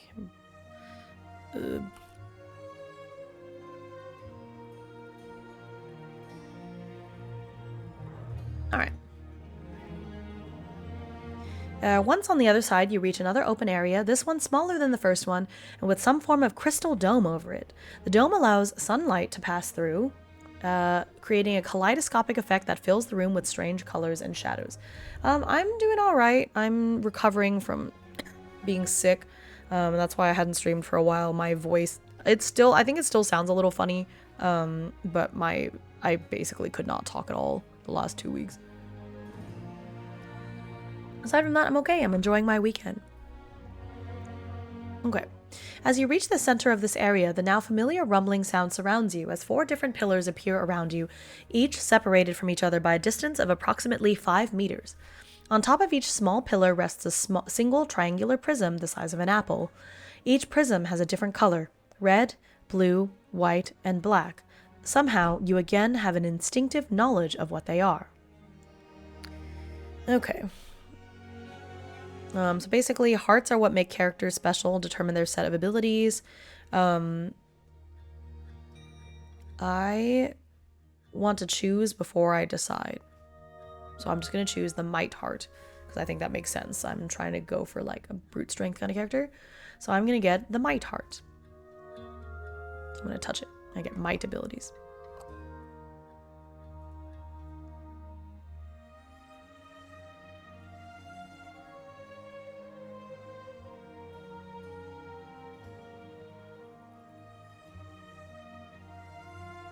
Okay. Alright, so I got the Might Heart.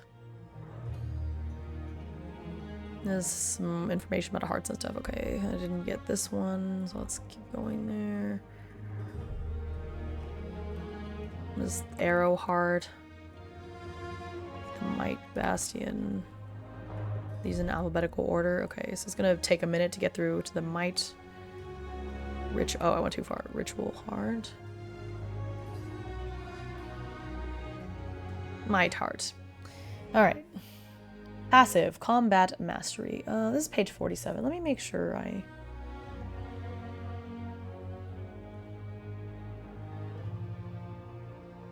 Write down each of the passive abilities granted by the heart you chose and pick one talent. Okay. Combat Mastery. You can disengage from combat at will without requiring a coordination check. Ooh. Opponents cannot disengage from combat when facing you unless you let them. Ooh. Love that. Okay. Is there a passive that I need to write somewhere? Guess these just say abilities, so it doesn't matter if it's passive or active. Cool. Okay.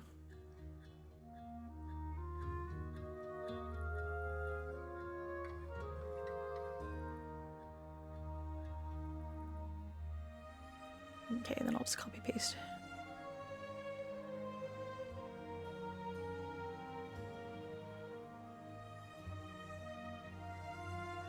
Cool. Very nice. Okay. Then I pick one talent. One talent.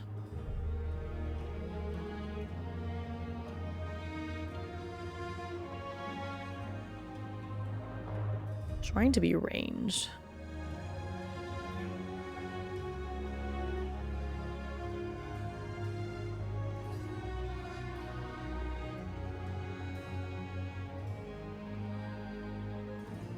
Weapon plus damage to 2 targets. Oh, I hit 2 at once. Unable to dodge. No, I don't want that. If it lands, you deal... Oh. That's kind of nice. They scare them into not being able to do special attacks. Yeah, this... Ooh, penetrating strike ignores armor. Okay, let's keep this one. Is that an ability? It's a talent, right? Is that okay? Should I put it? Hello! Nice to see you. I guess it's an ability. Okay.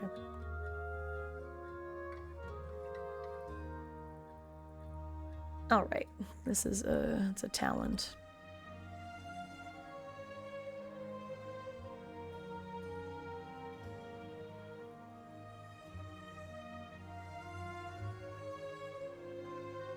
Talent, okay. Cost, 2 stamina. This is from the Might Heart. Range is melee. Actions required 1.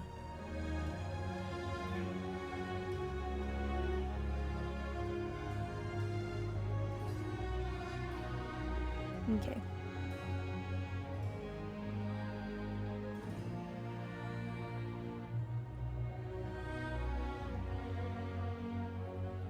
Okay, so I at apprentice rank?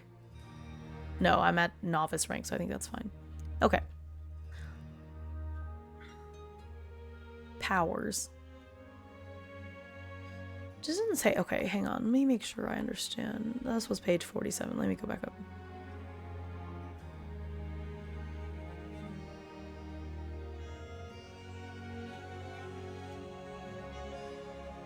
Okay.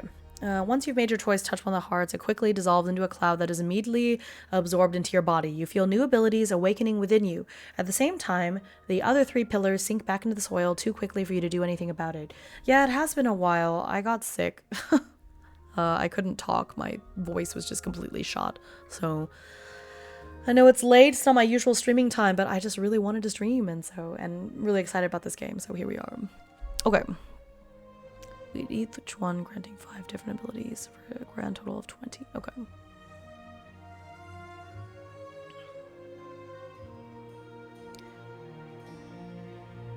Newly acquired hearts start with their passive ability, which is unlocked, which does not count towards the 5 maximum. Okay. Plus a talent of the player's choosing. In order to acquire the full set of abilities a heart offers, PCs must find essences. Okay, so I can't do that yet.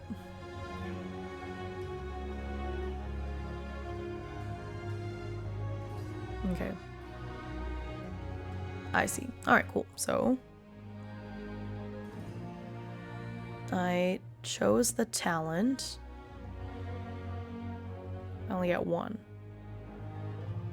But I do get the passive, which is fine. And that's all we get for right now. There's a lot of really cool things in here that I can't really use right now, so... Okay. I think I have... Oop. Cat messing around. Okay, so I got that. Let's save. That's where I'm at right now. So rank 1. Or rank 0, I guess. I don't know. Let's say novice. That's what I'll put there.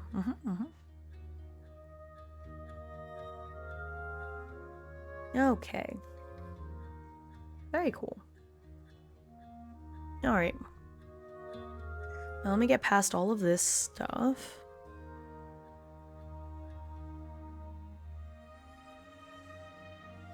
Time heart, that's fun.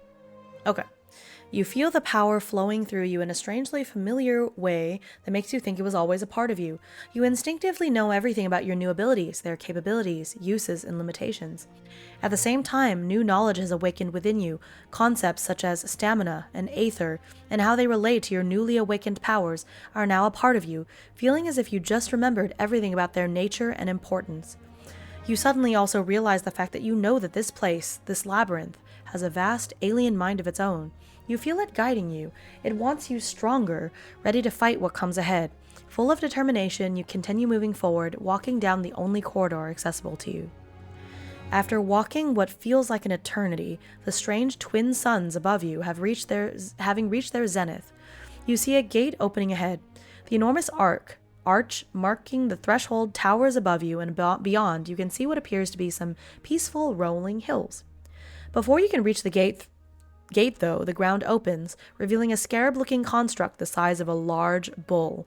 Without hesitation, it attacks. Ooh. Music.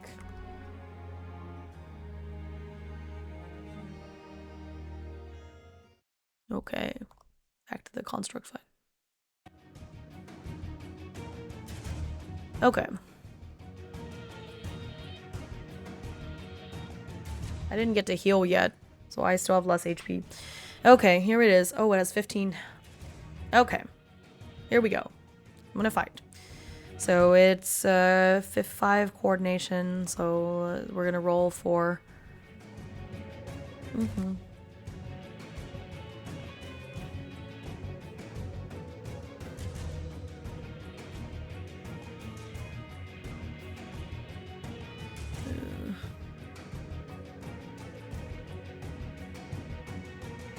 okay. Didn't want the whole thing.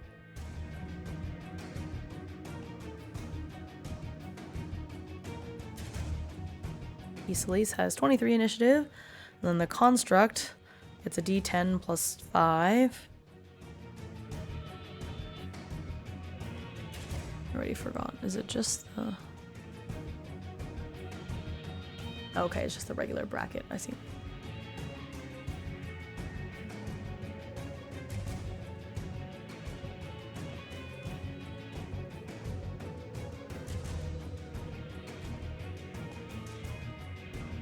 Let's call it a scarab. Or no, it's called the Labyrinth Guardian.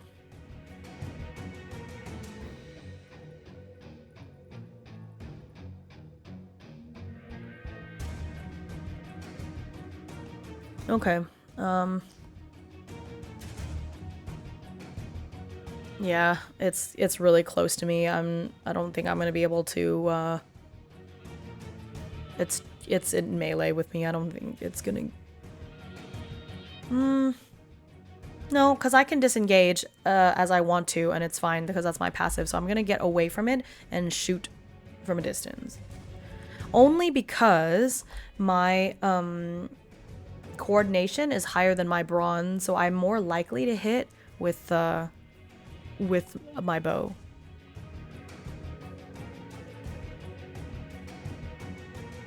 Oh my god. Okay.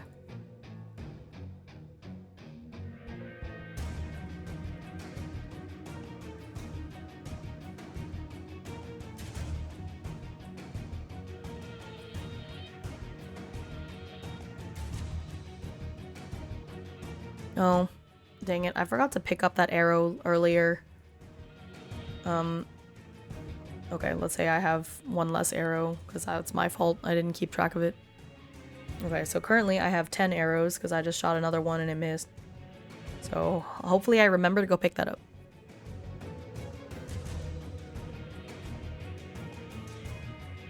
Okay. So, it's gonna D6 to see what it does.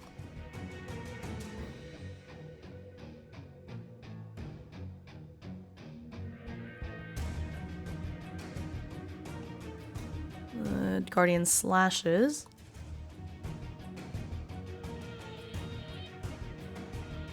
I'm gonna try to dodge, but it does have 10 combat skills, so it's gonna be hard for me to dodge. Okay. It's My dodge is 73, so with the -10, it's 63 I have to roll against. Thank you, thank you. Yeah, they're cute little bluebirds like me. Okay. Oh my god.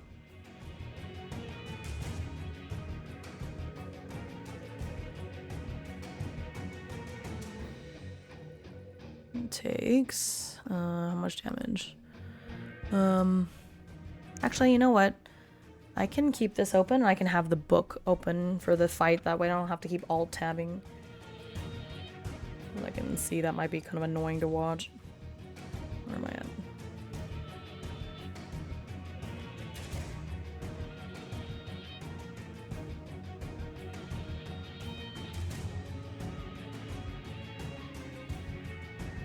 Okay.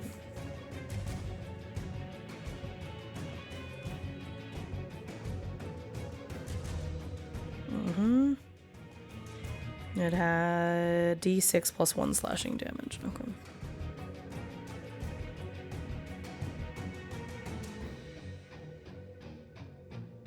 Okay.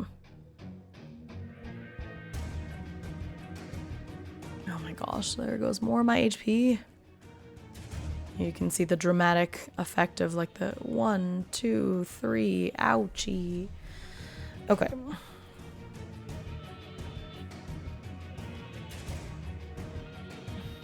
Okay. I'm just gonna say I keep running backwards and shooting at it. Ugh. Okay, 41. I think that's low enough, right? Because it's -10. Is it 10 combat, I think? Yeah, it has 10 combat skill. So my dodge had to be below a 63, which it was. Or no, sorry, not my dodge. I'm shooting at it. My coordination had to be below 55, and it was.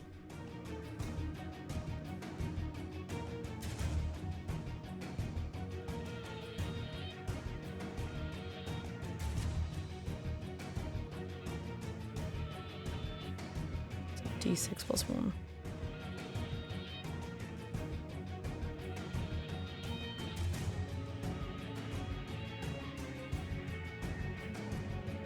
Okay, I only did 6 damage, so it has 9 HP left because it has 15, I believe. Yes. I guess I could have just made it.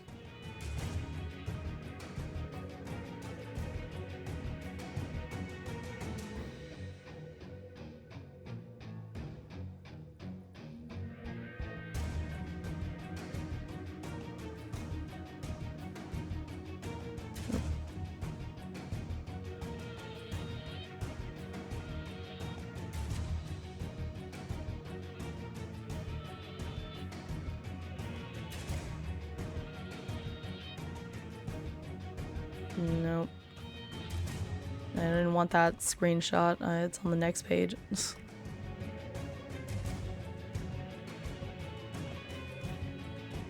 There.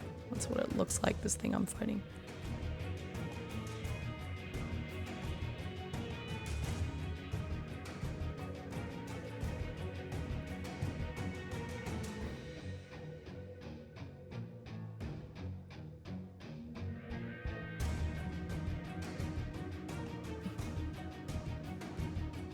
There. We're fighting. Ah. 2, 3, 4, 5, 6. There. Now you can see it. Okay.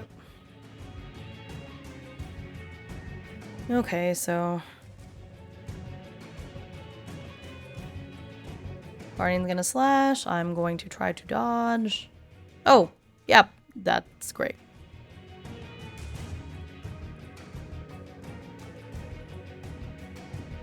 Okay, I'm gonna do it again. Oh, nope, I missed.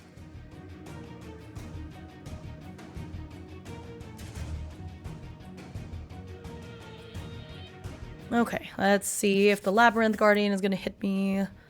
Let's see what it does first. Oh, It's the other thing now. It's going to use Burrowing Strike. Can only be dodged. Yeah, okay, that's fine.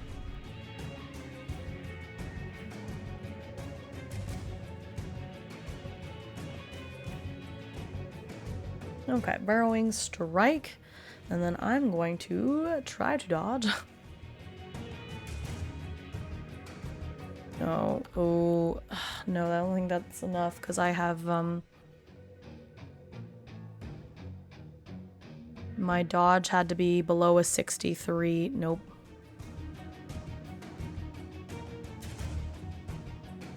So it does D8 plus 1 bludgeoning damage.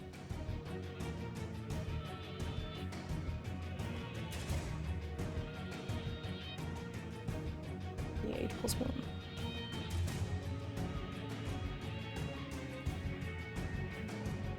Oh, I forgot about armor. Hang on a second. I have D3 armor.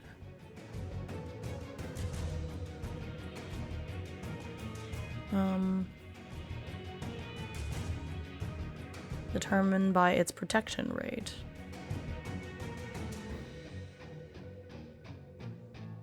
Okay. Dang, so I shouldn't have taken damage earlier. Because slashing damage deals +1 with no armor, but I have armor, so I shouldn't have taken that 2 damage.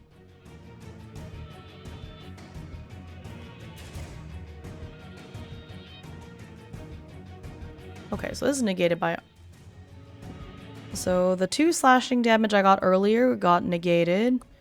So I'm gonna gain that back. And then same thing here.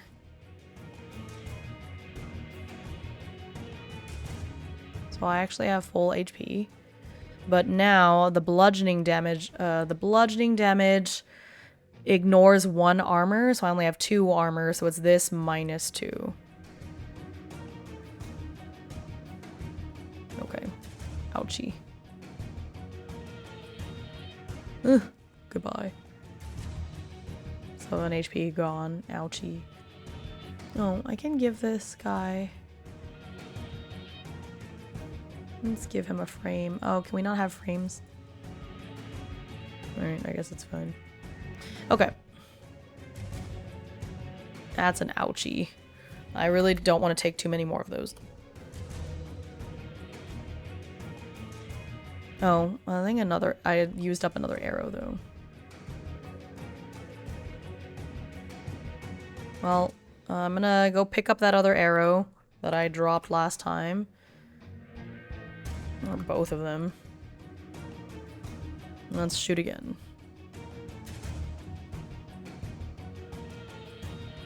Isolise! Come on, Isolise! I have to... Okay, very good.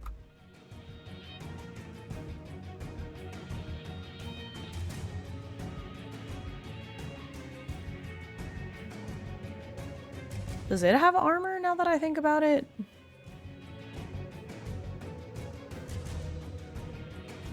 Nope. Okay.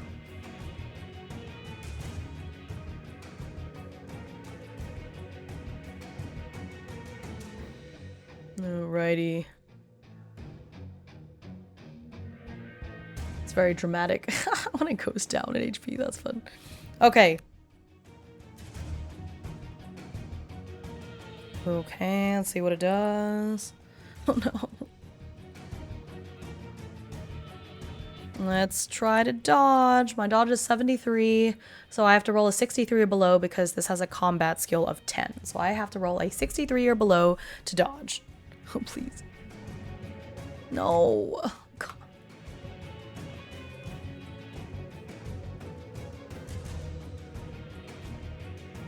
It's a D8 plus 1 minus 2. Plus 1 minus 2 means minus 1.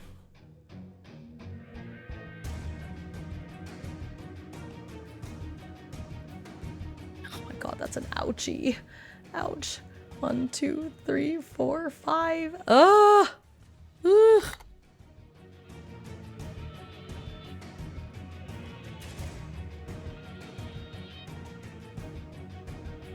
Okay, I hit. Because it's below 55, yep.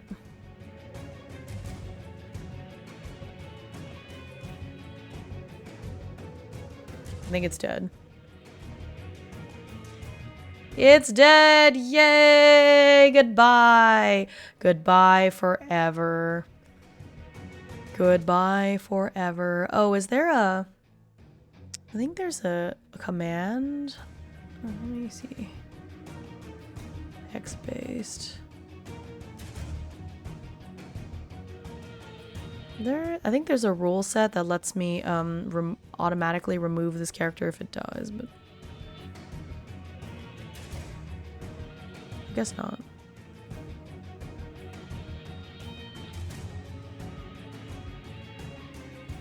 I guess that's okay. All right, cool. It's dead. Okay. I can roll for loot.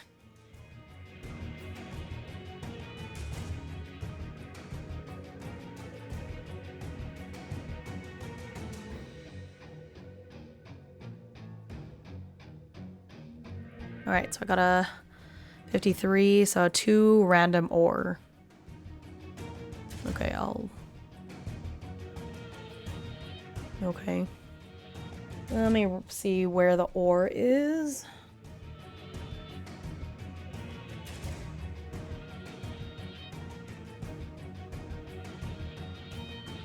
I love the loot. It's good that I got the blacksmithing stuff. Okay, so the ore.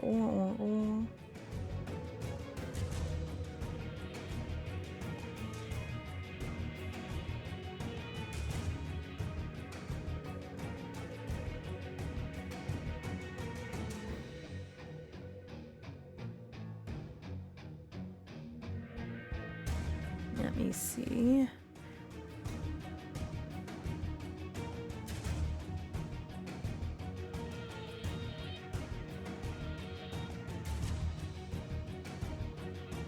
Random ore, random weapon, accessory.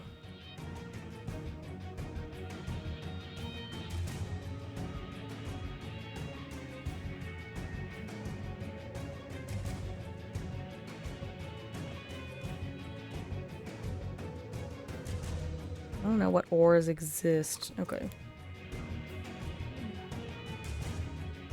Bookmark in it. I think I just need to find here. Okay, so this is page 68, so I'll remember that. I'll just have to go find this ore.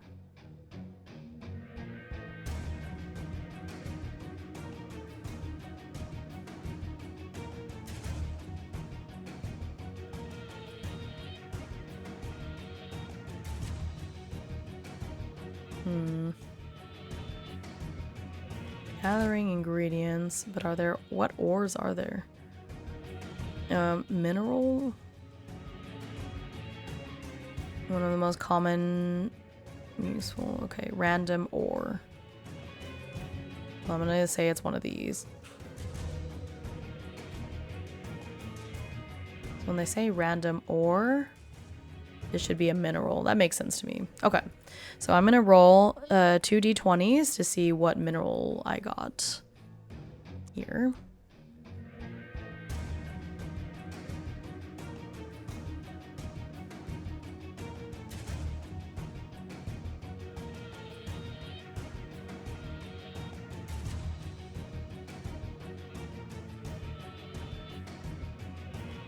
No, that's not what I... Okay, hang on.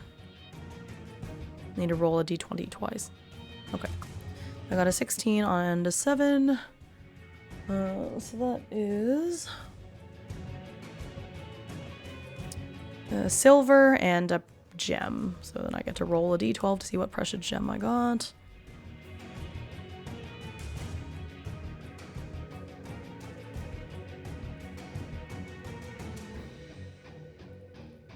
Okay, so silver ore, and the precious gem is an 11, so a sapphire.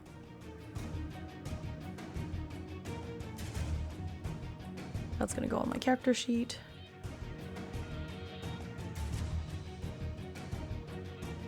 Oop, what just happened?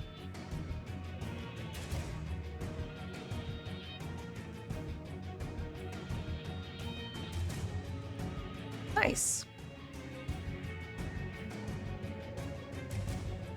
I'm going to put a page number so I know which page number to come back to for the info on this. Cool. Okay, so I got my silver ore and a sapphire. It's on page 149. Let's come back to that later. Alright. So that fight is done. Let me change the music. Okay. So we're back to here. Oh, didn't mean for that to just kind of bust in, so sorry. Okay.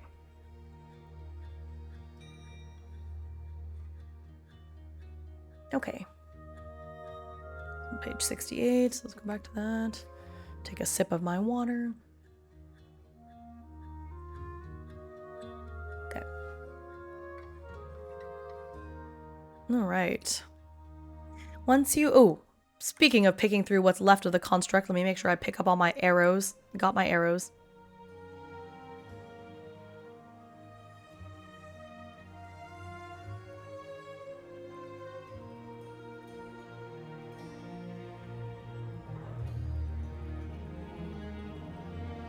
Okay.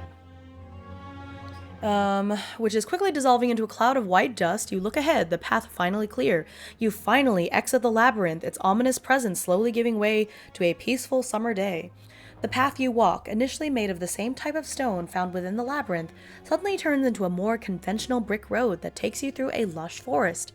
After a few hours of marching along the road, the sun's bright light rapidly turning into the usual shades of dusk, the forest abruptly ends, giving way to open farmland. A couple of kilometers ahead, you spot a city, tall alabaster walls surrounding it. Outside the walls, you see several farmsteads, but more interestingly, you spot what clearly looks like people. Hopeful to find some answers, you speed up, reaching the town's silver gates a few minutes later. While you approached the city, you made a few attempts at communicating with the locals, simply dressed peasants looking tired but satisfied. All they did, though, was smile at you and point towards the city, except for one of them who limited himself to shaking his head while mumbling something that sounded like, "Another poor soul trapped here," before trailing off. Somehow, you did not expect them to speak your language, but that seems to be the case. Ooh. That's pretty. It's a little more modern than I expected. As you cross the town's gates, a middle-aged man approaches you. He appears to live a comfortable life, having soft features, nice silken robes, and an earnest smile on his face. Middle-aged. "Welcome," he says. "I'm sure you have a lot of questions. Please follow me." Not giving you the option to do otherwise, the man walks ahead, guiding you deeper into town. While you walk along the wide main street, surrounded by stone houses clearly ancient yet very well maintained, you realize that this is quite the busy town. People of all shapes, forms, and colors. Is that a strange helmet, or does that woman really have huge horns? Seem to go about their daily lives. Most of them look like merchants and farmers, but a few stand out. Well-equipped warriors with huge weapons, robed figures followed closely by intimidating constructs, or whole groups of travelers looking as if they're heading for war. The man guiding you notices how you stare at the armed individuals, saying, "Ah yes, you've noticed the other strangers, haven't you? Yes, each one of them were in the same situation you find yourself in right now, but don't worry about that now. We've arrived." Oh, I forgot to do his voice. Well, my throat kind of hurts anyways. The man has taken you to a tall tower standing in the town center. It's a giant spiral of black stone, somewhat menacing but at the same time strangely familiar. As you step inside, you realize that the type of stone is the same one found within the labyrinth. The interior is surprisingly comfortable and welcoming, with a pleasant light coming from no discernible source, and gentle wooden stairs taking you to the first floor. There, your guide asks you to sit while he grabs something to eat. A few moments later, the man returns with a tray full of food and a jug brimming with what looks like fresh juice.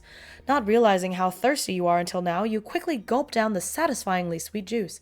As the smiling man fills a second cup of juice for you, he says, "No need to rush. There's plenty for you to enjoy. By the way, my name is Fernalian Thren, although most here call me the Guide." He sits across you, giving you a minute to enjoy your meal before continuing. "Let's see if we're both on the same page. You woke up a few hours ago in the center of a strange, shifting labyrinth with no recollection of who you are and how you got there. As you tried to find an exit, you encountered strange triangular objects that gave you fantastic powers, which you used to fight your way out of that place until you arrived here. Good so far?" You barely manage to nod at him, shocked at how precisely he described your day. He continues, "Yes, I can see it in your face. That's exactly what happened." "But how could I know that?" you're asking yourself. "Did I spy on you somehow?" I wish the answer were that simple, but no. He stops for a moment, shaking his head. "No, my dear friend, and yes, we will be friends sooner rather than later, you and I. The fact is, I went through the same some odd 50 years ago, give or take, and so did those men and women you were staring at outside. We are all travelers, strangers. Arrived here somehow, but certainly not from here. Ah, yes, but where is here? Sorry, I should have started there, probably. I've done this hundreds of times, and I still forget some details. Too many things in my mind." He trails off for a moment, staring at nothing. "But yes, here. This land is known as Cathor, and the beautiful city we are in right now is Helos. As for why you are here, well, that's a different story, and there are many theories. You want to hear mine?" He stares at you intensely, continuing before you have the chance to answer. "I think we're here to help. So far, we haven't seen any clear evidence of gods in this land, but something brought us here because we are needed here. You see, Cathor is a special place, a magical place. For what we can tell, the locals aren't really helpful in that regard. This world has been affected by some sort of magical cataclysm. Now, I don't know if magic is something unique to this world, or if the places you and I came from were also full of etheric forces, but magic here seems to have reached a catastrophic tipping point. Magic energies often coalesce in the form of storms or surges, which produce the appearance of what we call rifts. Fernalian, and actually I should add him to the character list. What was his name again? Fernalian Thren.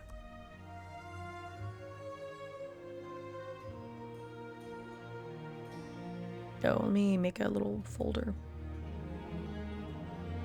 of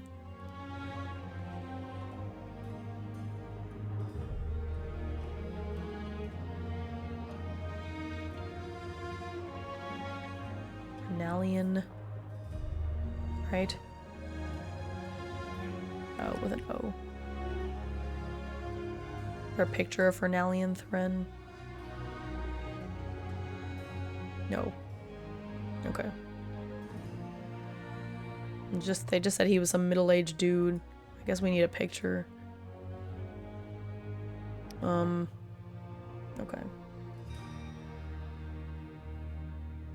Let me hide the display for a second.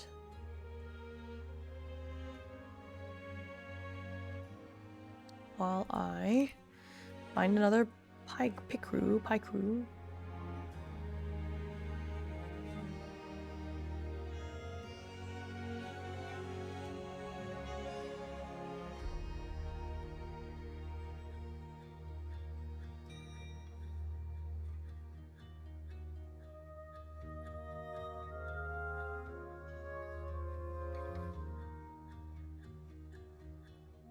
Oh, you can subscribe to remove ads. Oh, there's an OC maker.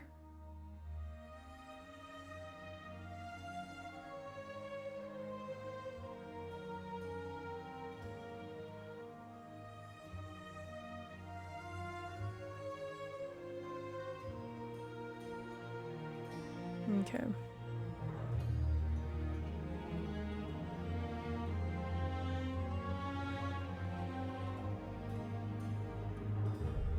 Supposed to be middle age.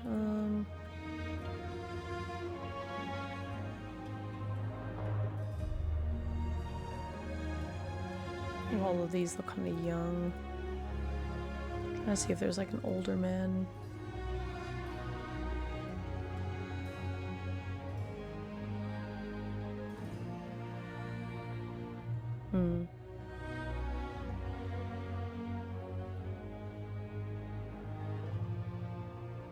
Oh, this one has older people on it. Okay, okay. Let's see.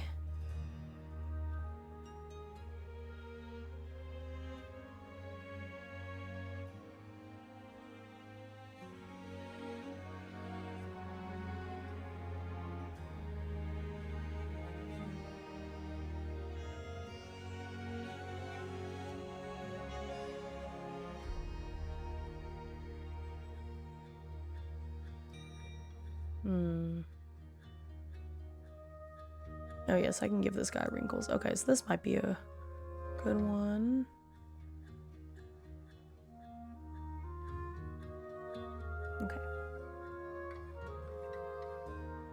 Okay. This is supposed to be some middle-aged dude. Okay, why is it frozen?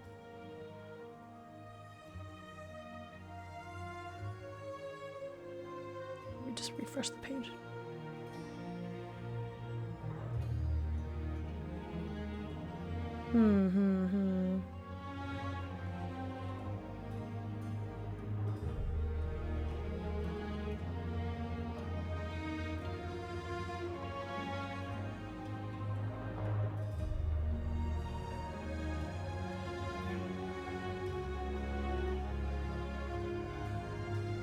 Alright, well, let me close these. It's making me lag. Alright.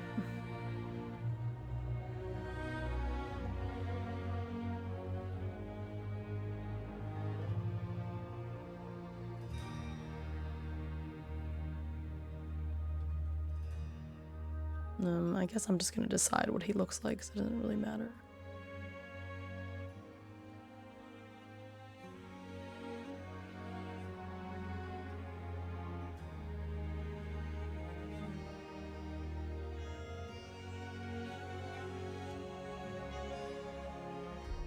If I do all this and it turns out he does have a portrait, I'm gonna be mildly... Oh, actually, I guess I can just hit this randomize button. Oh, no. Oh, I shouldn't have done that. My bad. I see. I see the problem.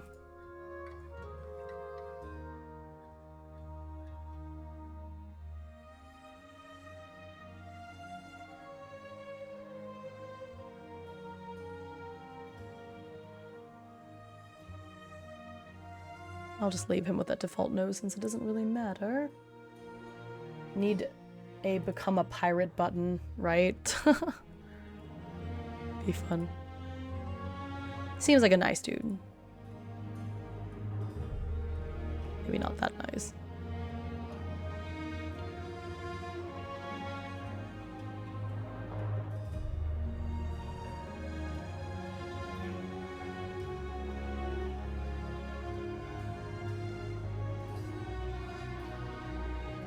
Yeah, he said he was in his 50s, so I don't know, I guess that's fine. Oh, I just realized his torso is not the same color as the rest of him. Okay.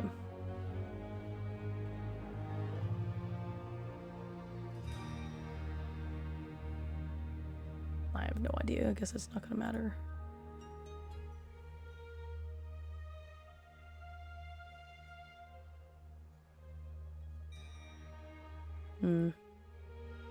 It's supposed to be older, so I guess that's fine.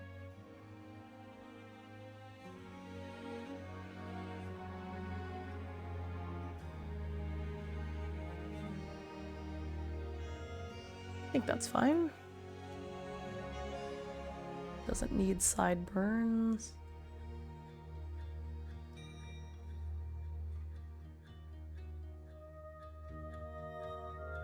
A little older. Okay. He is supposed to be middle-aged.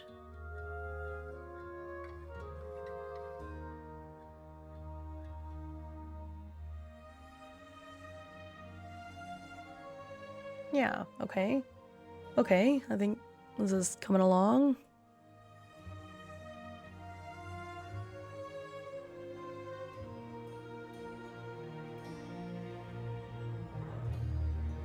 This gets very elaborate.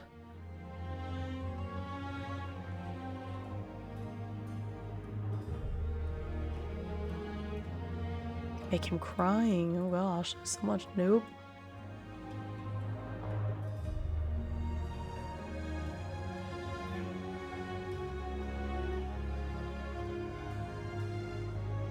I think that looks pretty good.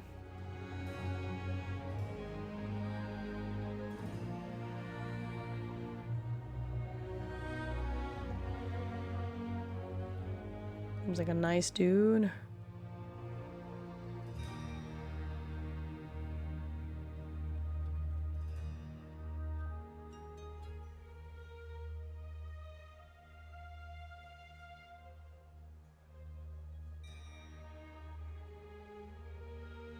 Okay. Already spent more time than I wanted to on this guy. Just some random dude. But I will keep this one open so that if I come onto another character, I can make another one. Alright.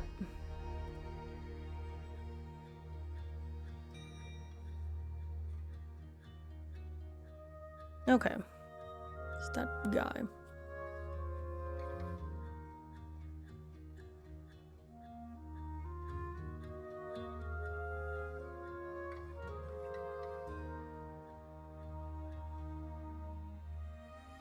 Cool. Oh, I guess I could deactivate it because it's dead. It's not important. Cool. Oh, right. Okay.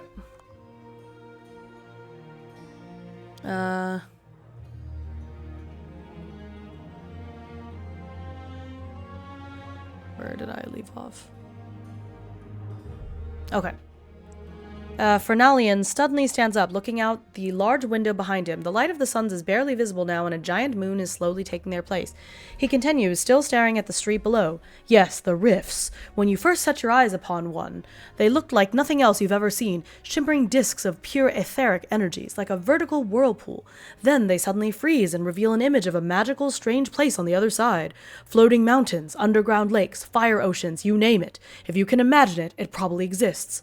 The problem is, those places are never empty. One moment you're standing in the peace and quiet, and the next one, a horde of vicious monsters are pouring out of the rift, killing and destroying everything in their wake. Fernalian turns again to stare at you, a serious expression in his worried eyes. And you know who are the only ones with the power to stop these rifts and the monsters coming out of them? Strangers. Yes, you. The heart you absorbed at the labyrinth gave you the ability to face what nobody else here can. Fernalian approaches a small chest on the side of the room, bringing it with him back on the table and placing it in front of you. Now you have a choice. You can join others like you and fight for this land, becoming a protector of Cal Helos, or you can forget everything I just told you and leave. I will not force anyone to risk their lives for this community, especially considering you just arrived, but many have been where you are before, and probably many more will be in the future. If I'm being honest, most choose to leave, the responsibility often feeling too sudden, too big for someone who has gone through such a traumatic experience. I hope you're not one of those, though.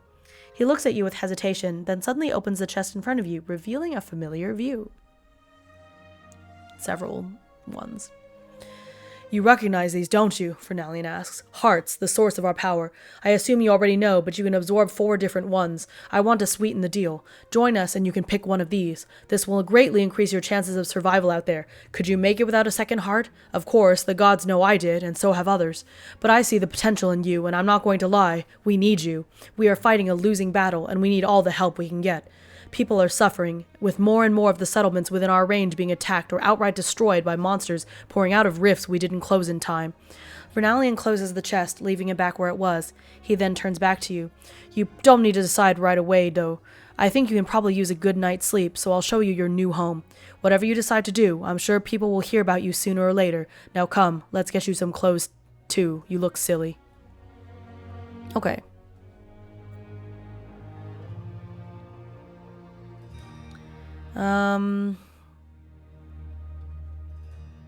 So I can choose. I want to help. This feels very MMO, and you can say no, but they're gonna drag you back, can't continue the game, so I'll say yes, I choose.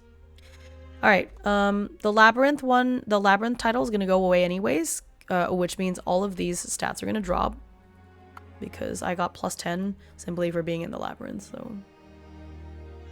My title is now the Protector of Car Helos.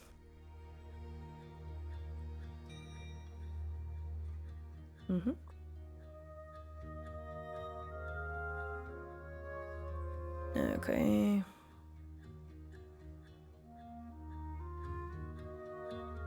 Rare benefits, okay.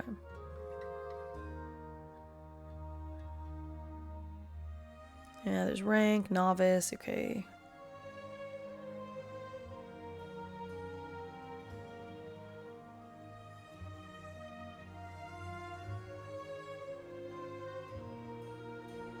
This is done by increasing all your abilities to the next rank, blah blah blah.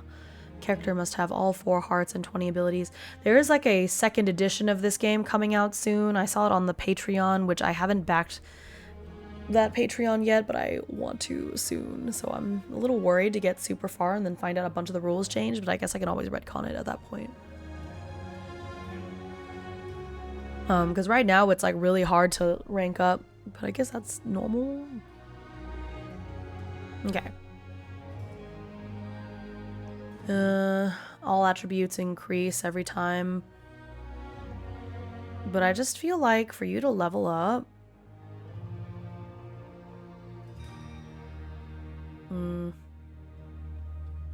yeah, because, man, you have to have all your abilities and everything unlocked. So it seems kind of like, so what's the point? I don't know. Okay. Okay, so this is more stuff about the things here, skills and such. Okay. Ooh. Okay. Here we are. Okay, so this is more stuff about the rules. Let me get rid of this for a second. I'm gonna flip through the book. Okay. See where we're at.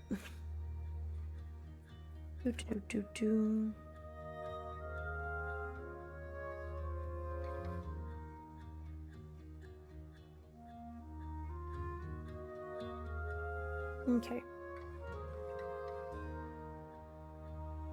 Yeah, so there's this, the next several pages of the book is just talking about like combat.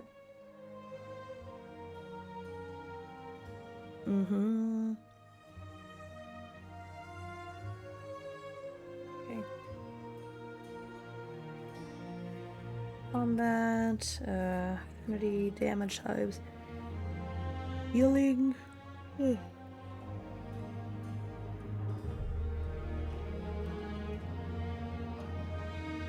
Full day of complete rest. Eesh, okay. You can gain 3 health per day after I rest for 24 hours.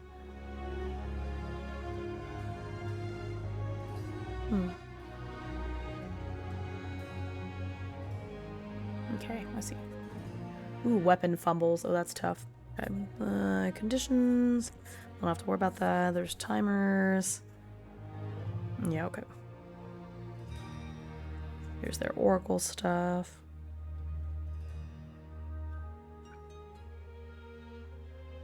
Okay.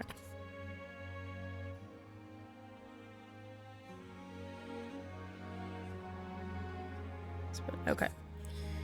Okay, so now we can go to go on to do stuff. Okay. Okay. So that's on page 100. So let's skip ahead to rule page 100. All right. There are many different activities your character can partake in when playing Riftbreakers, exploring, crafting, taking quests, most importantly, dealing with the ever-present threat of rifts. Cool. Traveling, we're already in Helos, so it's gonna, whatever. Figure we can stay around there.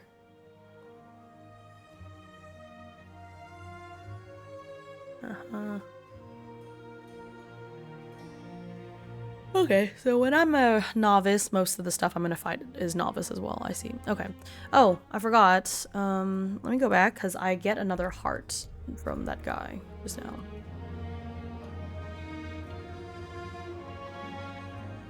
Oh, I forgot about EXP too. Defeating an opponent of your same rank gains 25. Well, I defeated 2 of those, so I should have 50 total. Because we killed those 2 monsters inside the labyrinth, so I have 50 XP right now. Right now I'm a novice, don't have any reputation.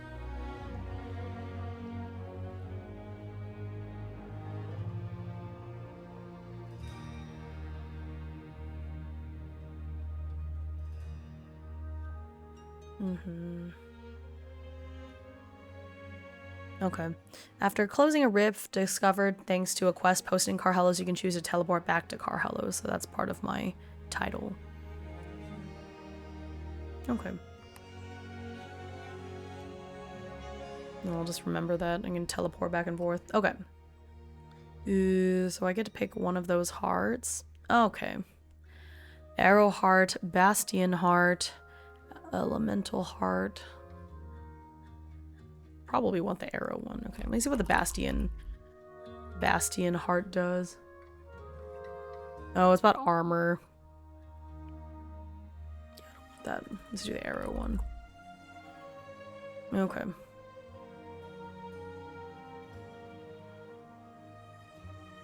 Okay. So passive is marksman. Ah! So I can fire my ranged weapon at melee range. That's great. Okay.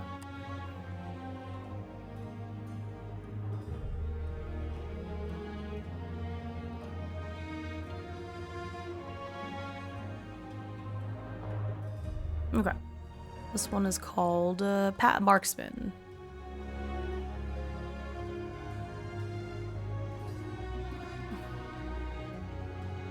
Cool. So I get one passive and I get one talent, if I remember right. Your next ranged attack receives plus 40 to the attack check. You automatically disengage from combat. I don't have to worry about that one. Ooh. Ooh, I get more dodge after I hit something.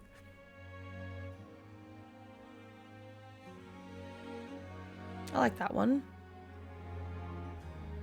Okay, it's initiative. 2 range attacks with a single.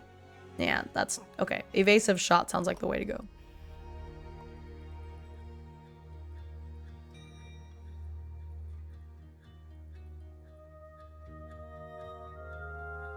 Two stamina.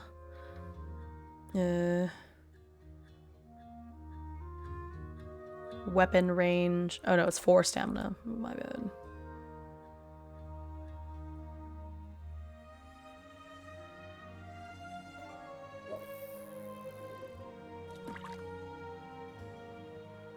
It's plus 50 meters. Okay. Cool. Nice. I can do that. Ooh, a salmon. Congratulations on the salmon. Ooh, hydrate. Oh, I'm actually almost out of water. Okay, I'm gonna take this as a water break. I'm gonna run downstairs and get some more water and maybe a snack. And I will be back in a moment. Thanks for the water check. I appreciate that. Or the hydrate. Okay, BRB.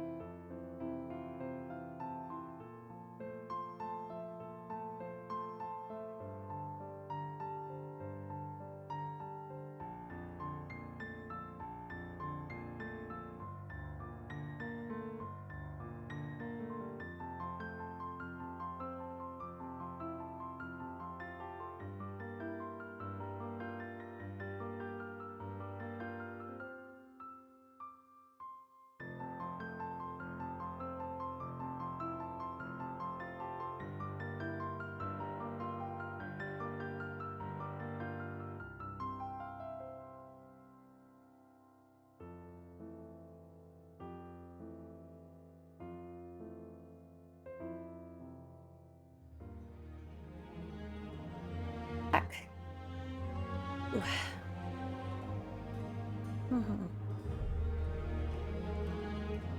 Okay. Here we go. Okay. Got some guava berry water. Hehe, very yummy. Okay. I think I got that. Okay. Onwards. So I've got some choices. I'm gonna end the... Oop, let me save this. Just in here. Okay. Let me just add to the journal. Left the labyrinth. And entered town called Helos.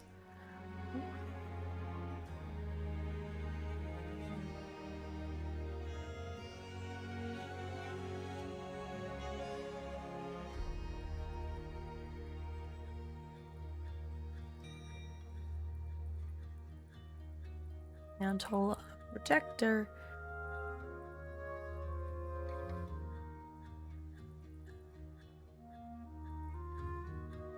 Or is it Guardian? I can't remember what the official title is. Yeah, it was Protector.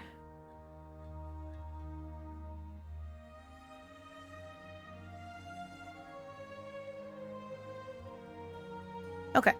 So she left the labyrinth behind, she met Fernalian, learned of her purpose in this world, took up the mantle of Protector of Helos, vowing to protect her new home from the Rift's dangers. Okay.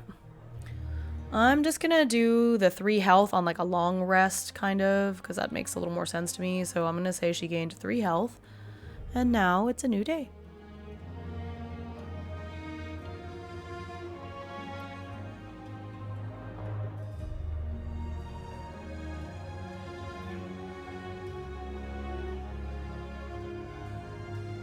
Cool. Spring 2nd. Okay. Don't travel. Okay, we'll worry about that later. Labyrinth doesn't have travel die. Okay.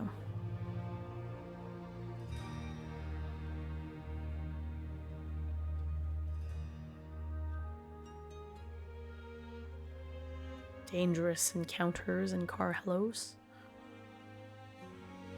Okay. Right, these are all the different places I can go to. Okay.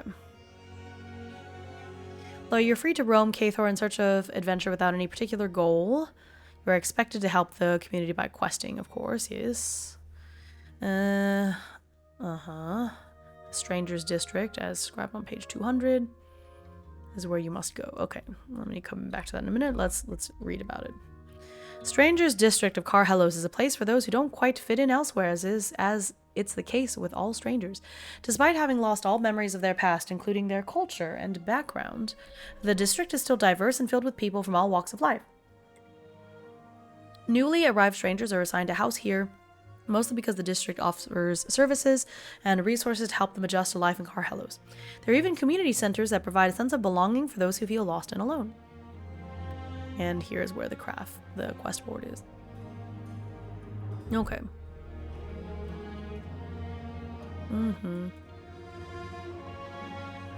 Okay.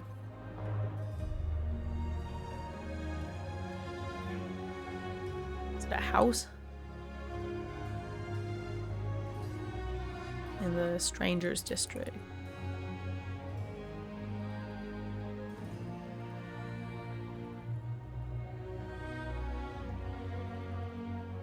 Okay. Okay, so I see. Is there like a picture? Ooh. Alright. Back to here. That's about rift closures. Okay, go back. Quest board.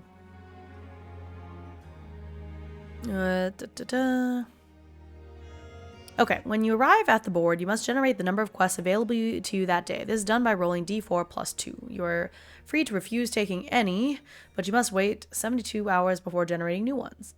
Once you know how many quests there are, determine which type of quest and its details within the help of the tables found in this section. Okay. It would be of your rank or 1 higher, which makes sense.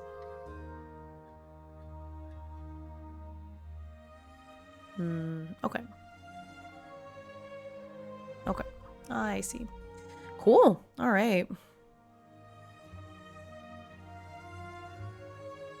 Quest board.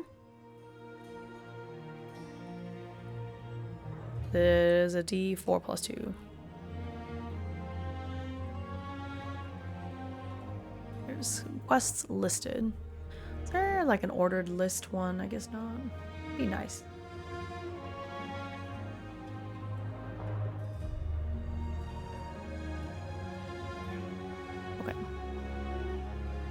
Alright, so it's time to roll.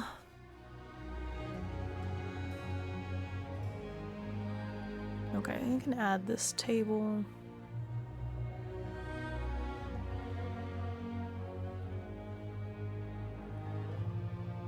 The quest type, okay.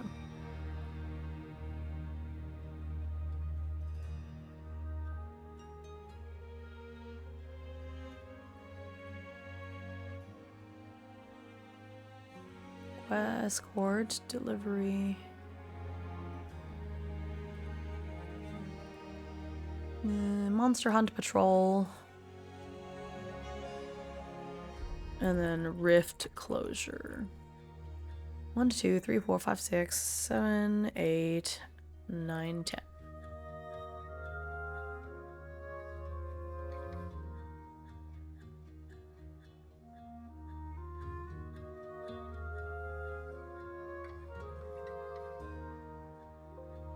Cool.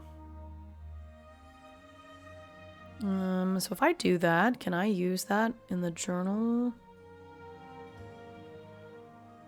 The table lookup?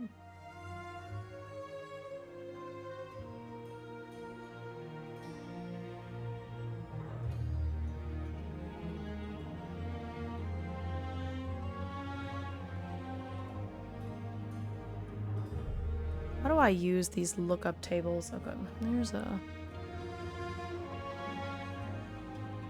journal dice roller. Okay, the intrinsic dice roller is what I've been using.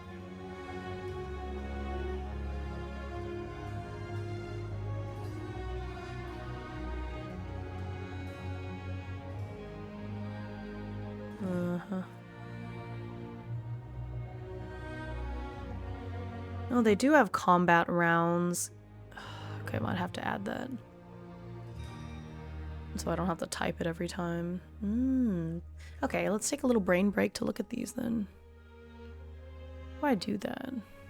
Turn sequences. Ah. Oh man. Okay. Oops.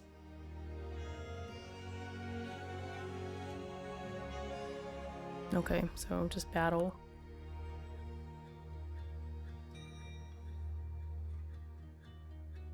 It's 10 seconds.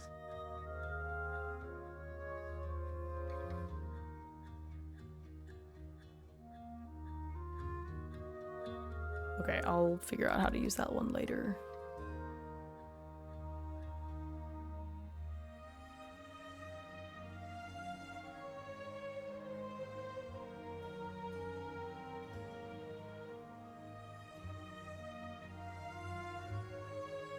Oh, cool. Okay. So I can use it in the journal right here.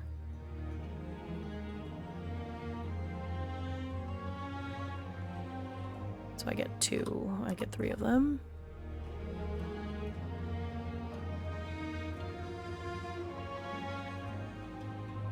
Okay.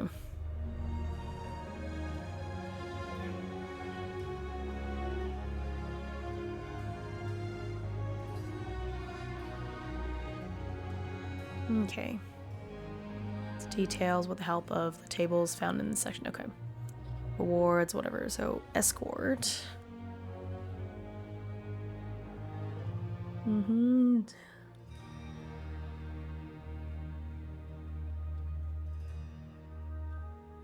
We don't have an escort 1. Delivery. We don't have any of these. Patrol. Okay. Let's see. This one. I don't know what to use to distinguish. I guess just a slash for now.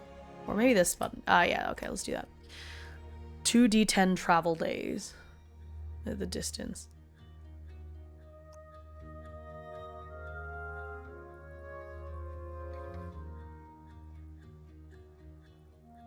That's a long time.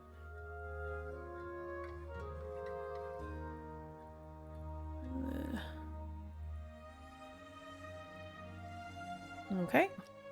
And then the rift closure distance is 2d10 plus 1.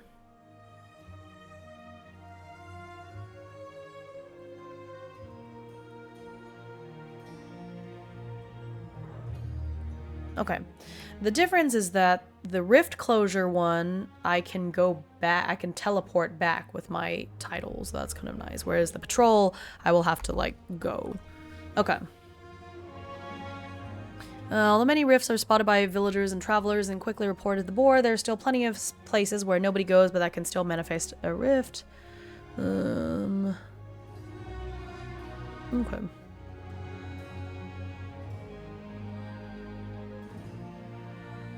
Patrol quests don't have an expiration time. That's nice, so I can just leave them there. Rift is important. Yep.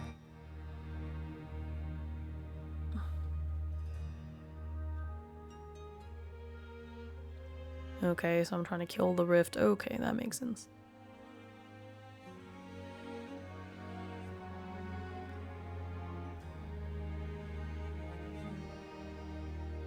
Okay, so I'll come back to this in a moment. So basically, it's travel. Traveling is extracted based on the travel day, so how far and how long a character can travel. Once per travel day, a travel check is required. 16 days. Double voice. Is there? Me? Is my voice doubling? I can't tell. Nobody said anything. What do you mean it's doubling?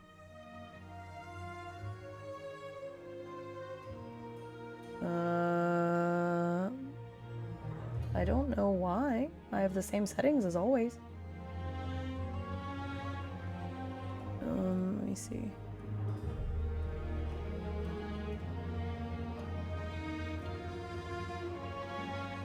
Let me see.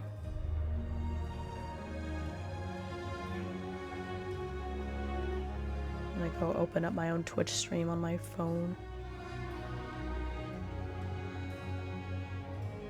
Testing. I sound fine to me. Maybe you have me open in 2 tabs.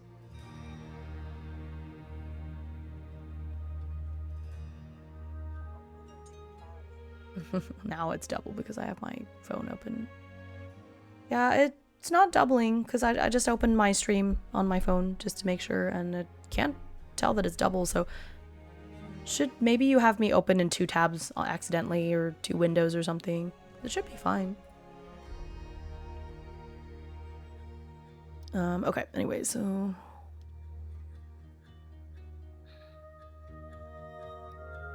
but it doesn't say where it is. Okay, let's see here.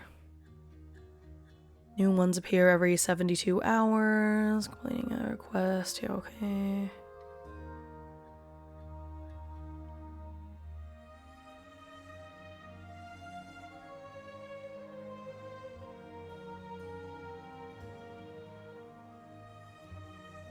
How do I know where it is to get to the rift?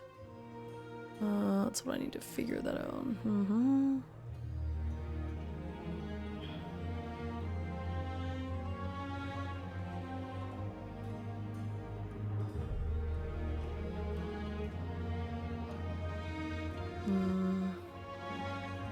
Only 3 people can go.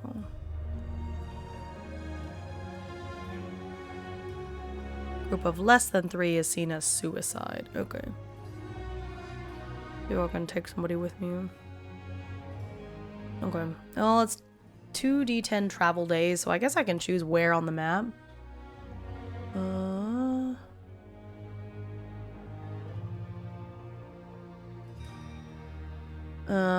Seems like a long time, so let's just say that it's in the Violet Sands? Let's say that. So let's say this is where I'm going. Whee! That's the goal anyway, so let's say that should take roughly 16 days. I think that makes sense. It's not perfect map, so let's just say it doesn't really affect that much except what happens. So let's say there's a rift discovered in the Violet Sands. Okay. Did these expire? Just get past some of this stuff. I'm trying to understand the rules a little bit.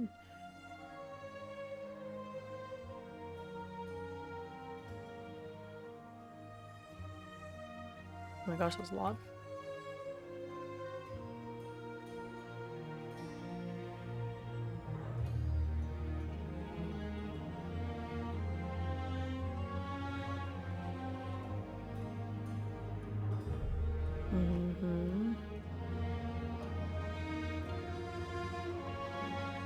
Okay. Okay.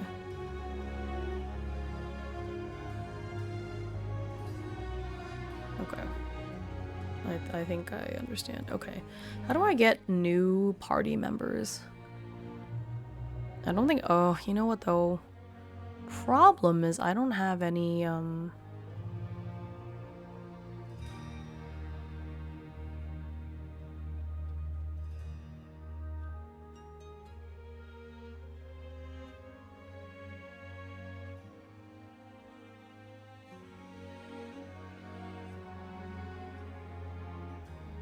Okay.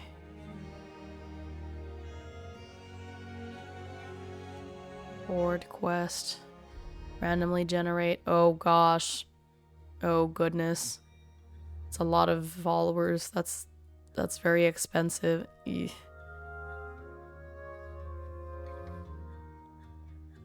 Yeah, I definitely do not have enough of that. So, yeesh. Okay. So maybe I should just patrol first. Oh no, hang on. But then the patrol... Oops.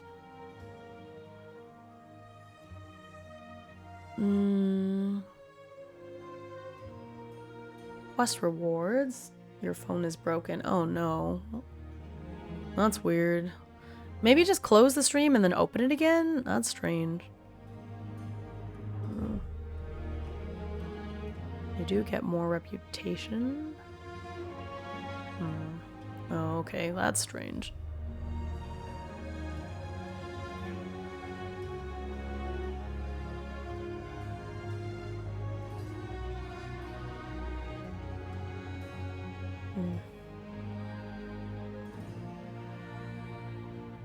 Oh, I've successfully... Oh, that's nice. Okay, I'm not going to go into the rift right away. Let's just write it down. Okay, in that case, let's go patrol. Because I don't want to go into a rift by myself and I got no money.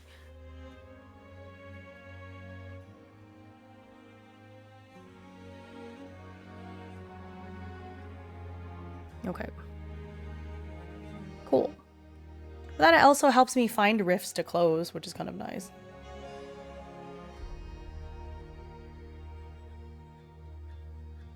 Market's location, but that's all. Okay. Well, it doesn't really matter. How long does it take the rifts to close? I guess it's fine. It doesn't really seem like it matters if there's rifts or not, because it's not like I'm going to close the ones that I find on patrol. I'm just finding them. A unique magical beacon must be deployed to mark its location, but I'm not going to them, so I think it's fine. Okay. New adventurers, because it's nice. Overall simplicity. Okay. Just sent trek every travel day for active rifts in the vicinity. Okay.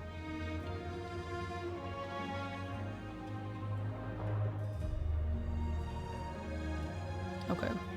And I also have to travel.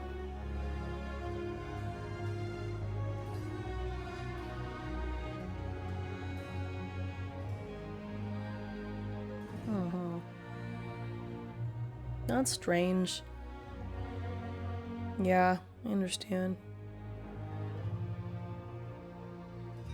Okay. Okay.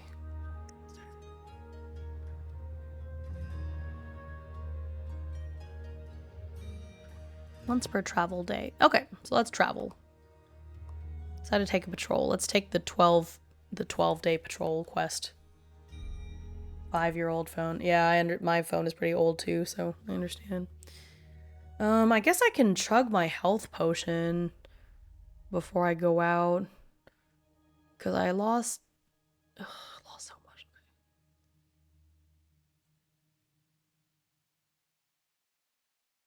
I think it's 6. Oh, no, it's D6. Shoot. Okay, so let me see. Let me just use my health potion while I'm in town before I go on patrol. Heals D6 health. Okay.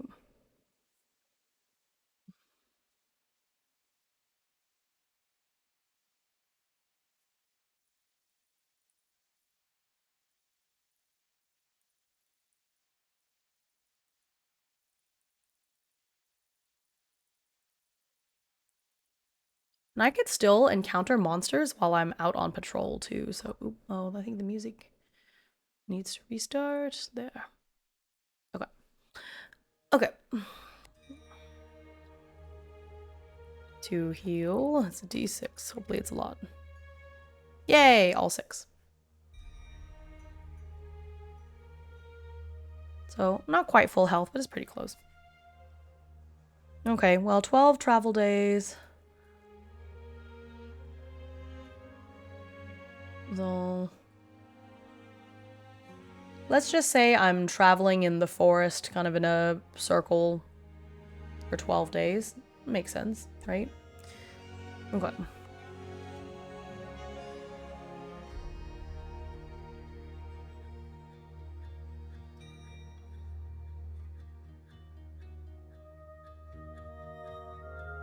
Let's go to the forest.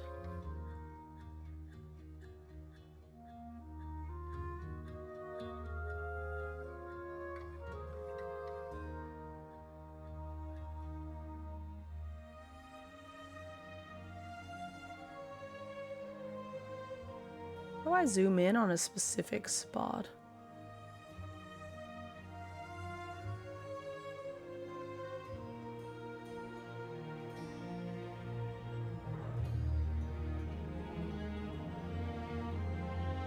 Won't let me. It's very annoying.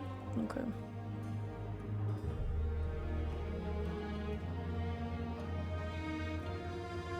Oh, oops. Did not mean to regain her health. Okay.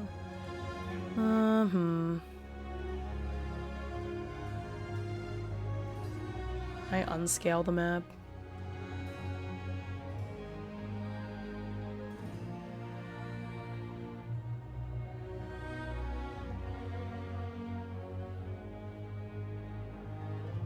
I don't think I can unscale the map. Okay, that's fine.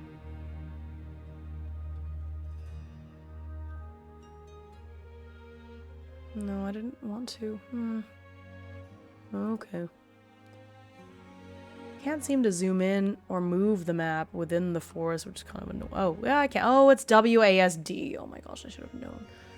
Okay, so we're in the forest now. Because I'm sure I'm gonna have to fight something. I don't know.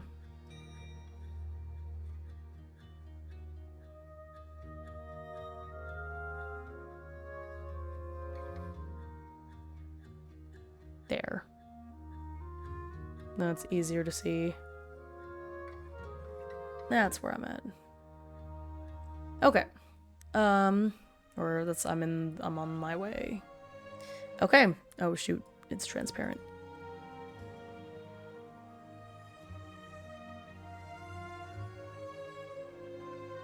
Alright, it's fine, I don't care actually. It just looks kind of funky. Okay, so every travel day I have to check for things and I'm going for 12 days.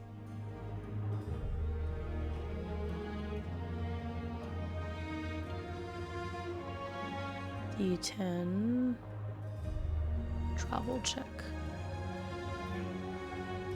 Alright, so let me find the oh, it doesn't have an index, okay.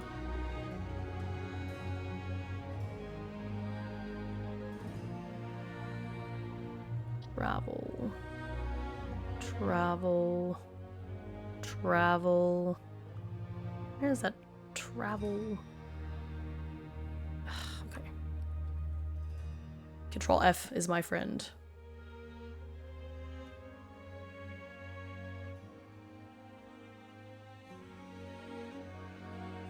Or go back, traveling. No, I just saw it. Dang it, I want to. I've hit too many times.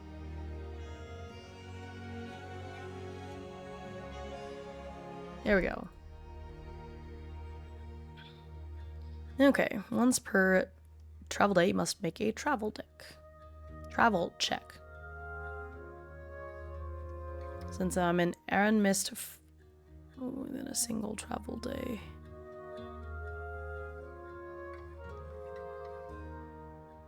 Yeah, 2 to 20 travel days to get to the Arenmist Forest, so I think that makes sense. Okay, so I'm going in. Okay. So I'm still within Helos for now for the first travel day. I haven't actually entered the forest yet, I think. So I'm gonna roll a travel die.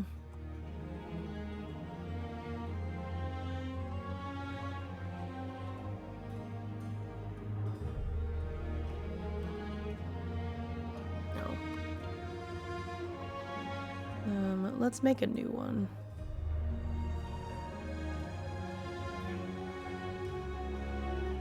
Cool.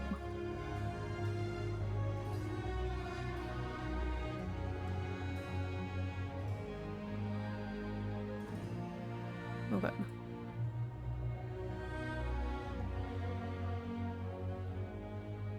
Okay, on the first day.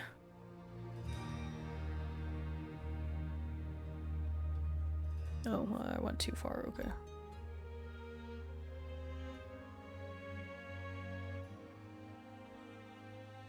Okay.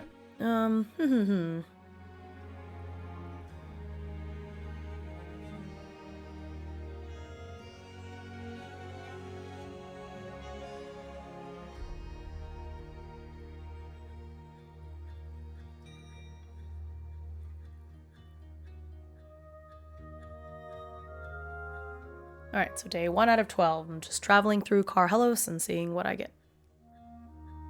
Is it a D? In Helos, it's just a D6. Interesting location.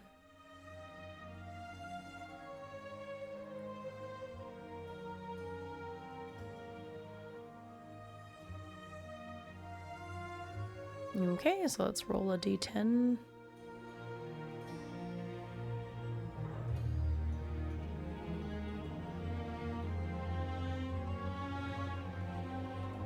Okay. Oops. Interesting location is 10. So shortcut. Party finds a shortcut that reduces their travel time by half. No. Oh, okay.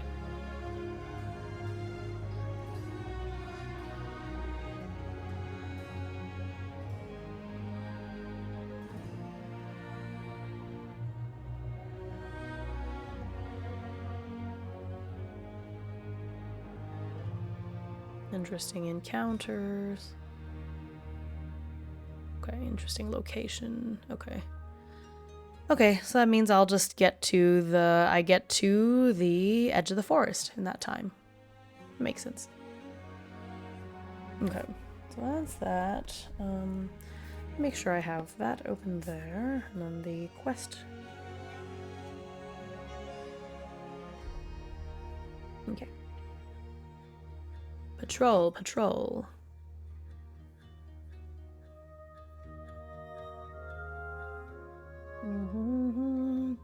Every travel day, I also have to check for active rifts in the vicinity.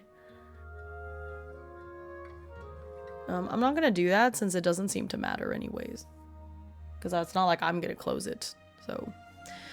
Unless I really want to, but I really don't want to, so I'm not going to, so that's fine. Alright.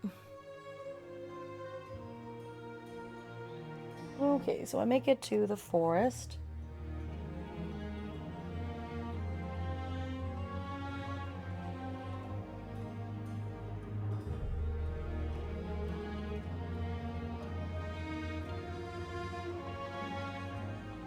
So day 2 out of 12. Cool. Did a D10, I think?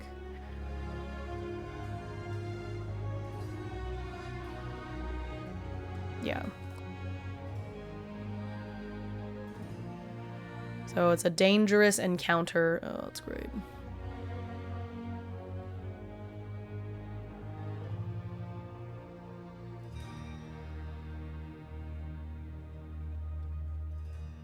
Alright, well, I'm not in Helos anymore. Okay, dangerous encounter. So now I have to roll to see what dangerous encounter it is. Oops, D20. It is a Grove Guardian. Now I gotta find.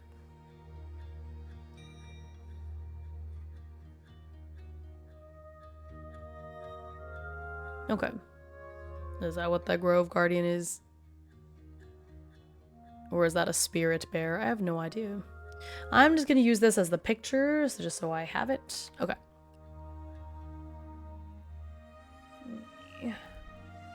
Grove Guardian.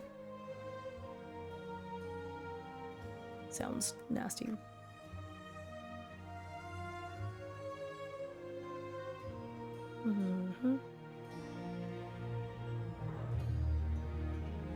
Great. It's a fierce creature that resembles a mix between a bear and a tree that defends its territory with brute force.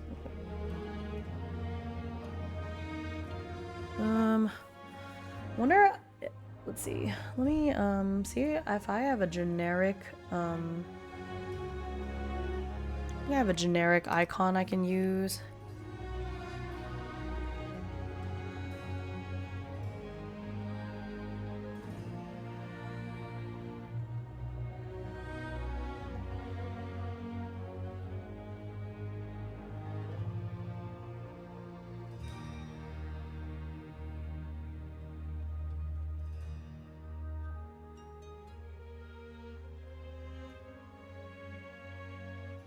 Game icons.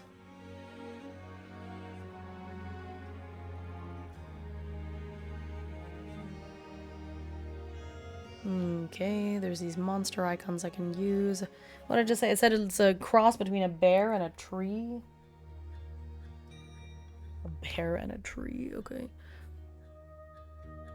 Evil tree sounds fine.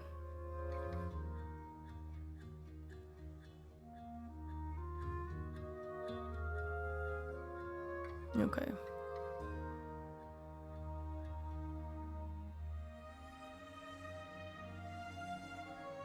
Grove Guardian.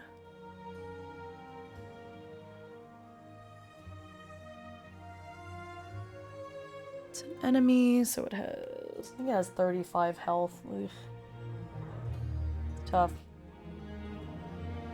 Yep.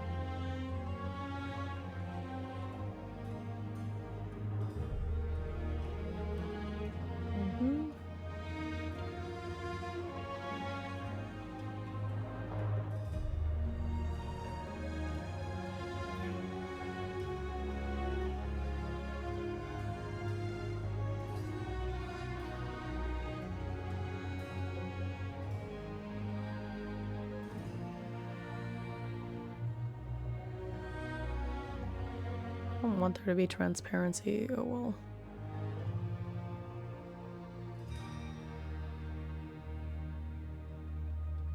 Okay. So now I'm fighting this Grove Guardian.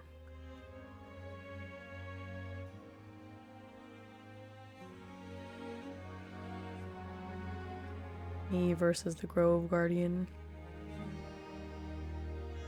Can I clear the tokens? Now I can edit it because I didn't want my character to have this weird, like, transparency. Dang it, is it too late? No, maybe I'll just do this.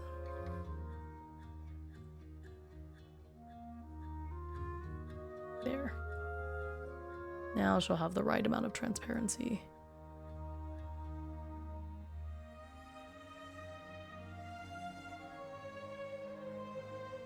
Okay. Alrighty. Alright, how do I set up the combat?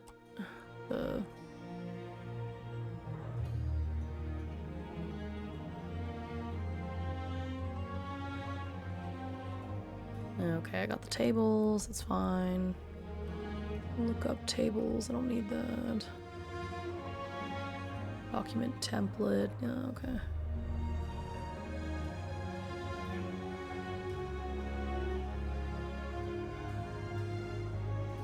Token types, okay, I got that.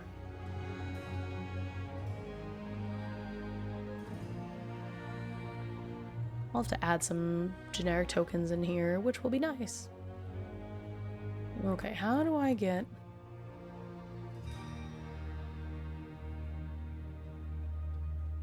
Okay, let me go to the...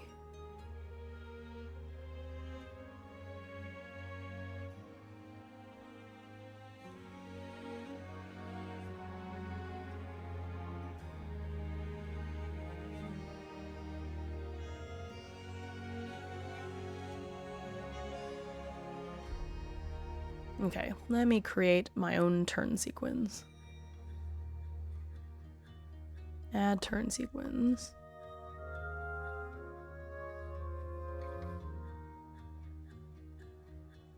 So this is just combat.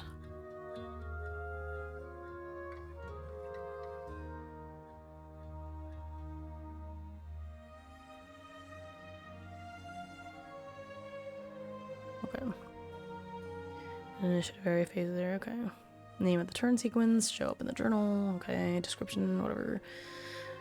Whenever a new turn is started, okay.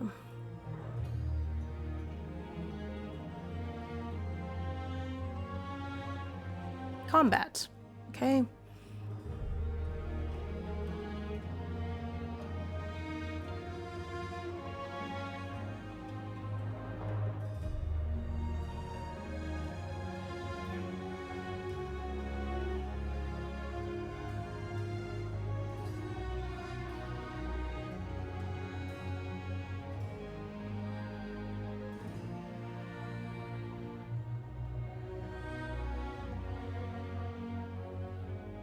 The initiative enabled and no phases. Sorry, I'm trying to figure out how to get this to work just right.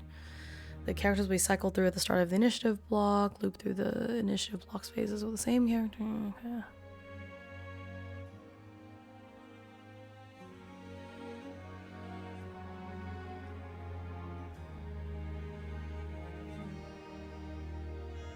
Turn that has phases and no initiative.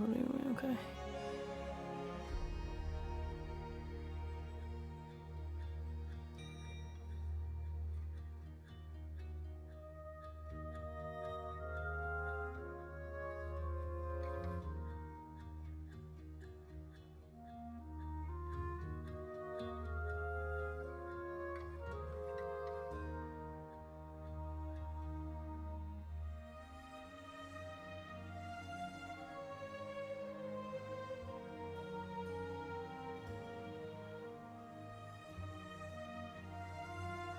Wish there was like an easier way.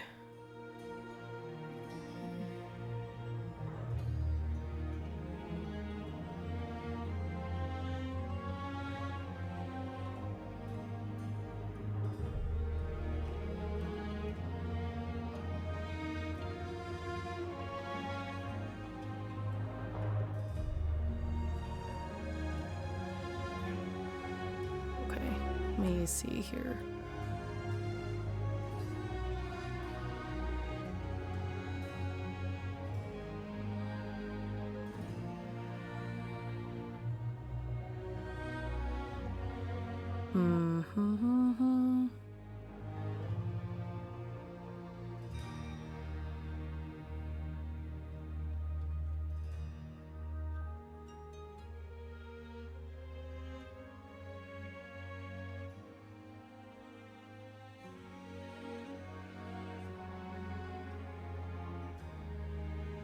Okay, well, let me just try this and see how it goes.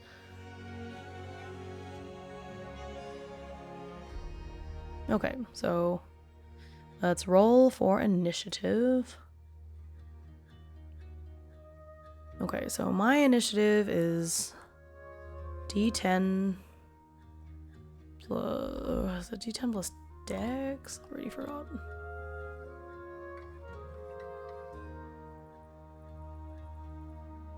Yeah, it's D10 plus dex. So I have...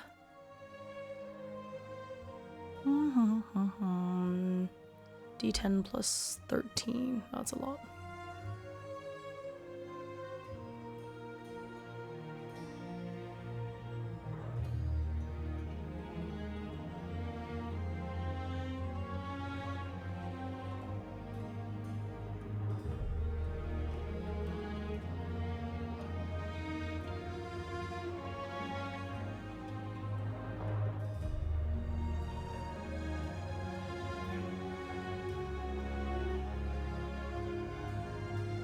Okay. For Isalise, then the Grove Guardians initiative is the D10 plus its combat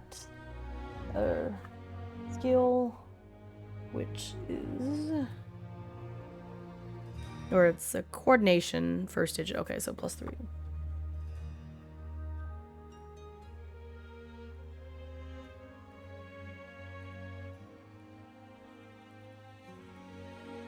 Okay, so I get to go first by a lot.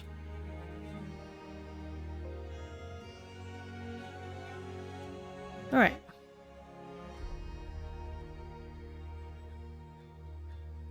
Okay.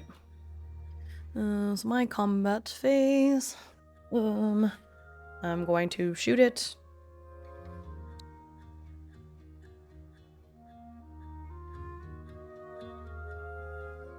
No, what did I say its combat skill was? It has a combat skill of 10.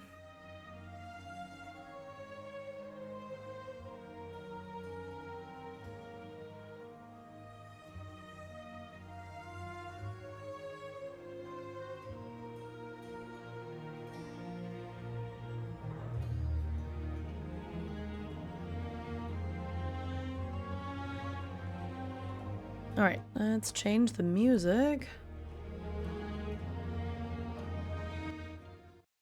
Alright.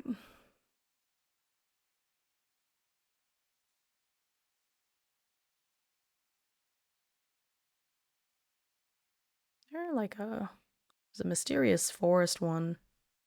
It's not like a fight.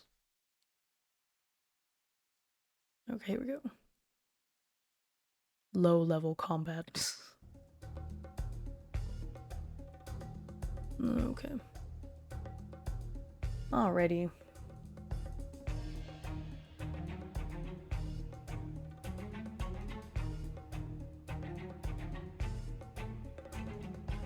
Okie dokie.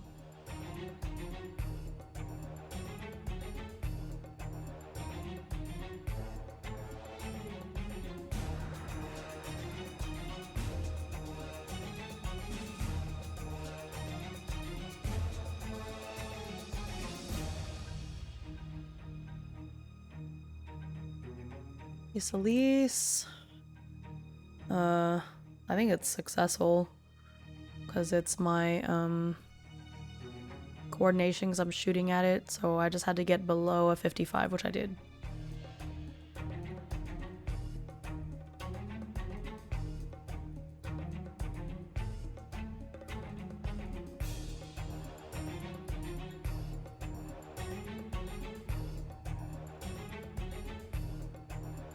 Ugh.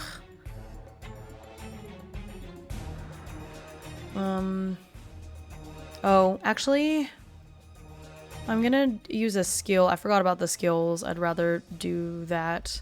So I'm gonna use up 4 stamina to use evasive shot.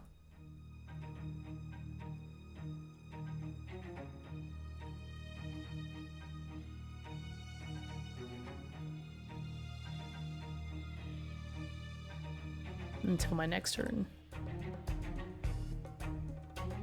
Okay.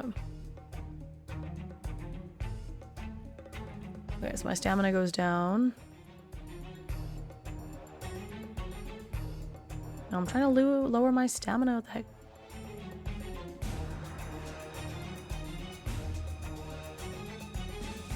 Okay, why is it only letting...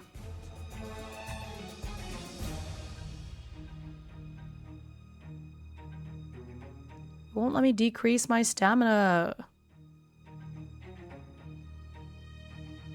Do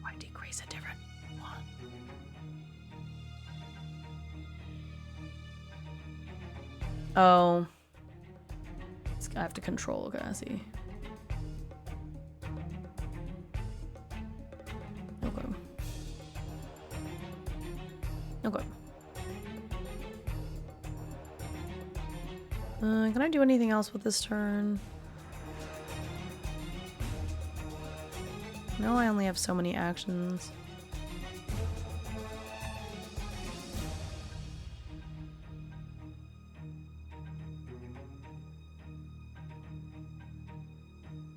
Piercing deals +1 damage when the character performing the attack acts before their target. Aha! So it's another damage to it. Cool. Let's see. I'll do reaction. The free action. Yeah, okay. I don't have any of that. Cool. Alrighty. So did that. So now it is the Grove Guardian's turn.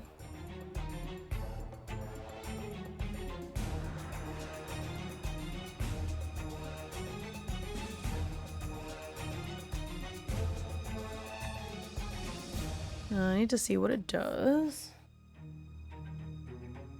Has its action table. Okay, it's a D6. Hello, welcome in. Fighting against the thing. Okay. Okay, so let's see. D6. There's a 1. No. I don't like that it changes the color of the text like.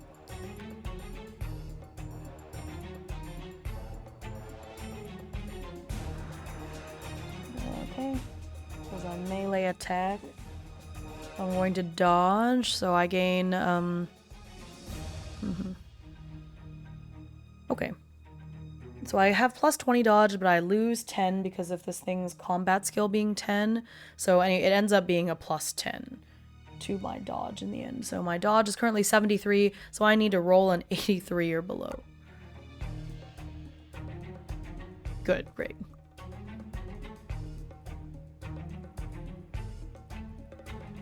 Cool.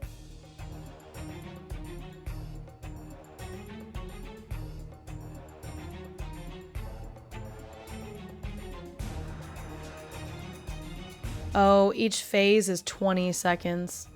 Okay, well, it doesn't really matter that much.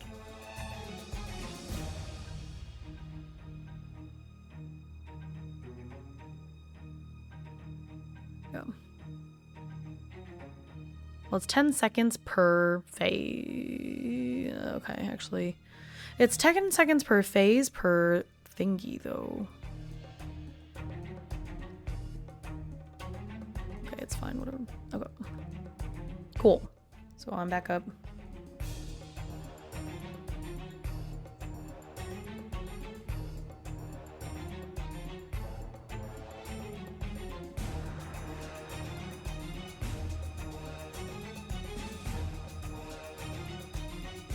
I'm not going to use evasive shot this time. I don't want to use up all of my stamina, so let's just, Oh, I already rolled. What the heck? Okay.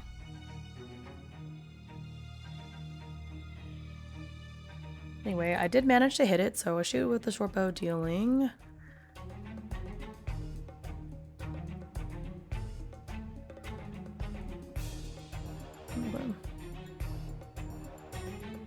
Okay.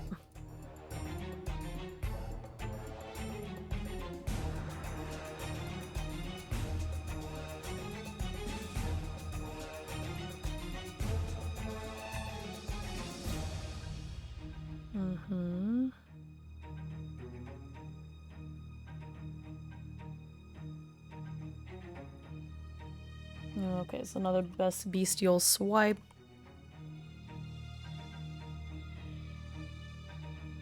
Oh, yells to dodge. Yeah, that's way too high. It's +10 to my -10 to my 73. Yeah, no, that's okay. It takes. Oh my gosh, D8 +2. Oh, it's slashing damage. So slashing damage.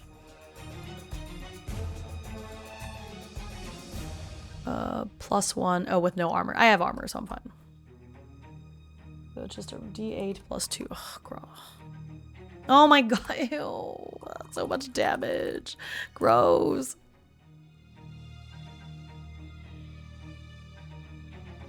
Owie.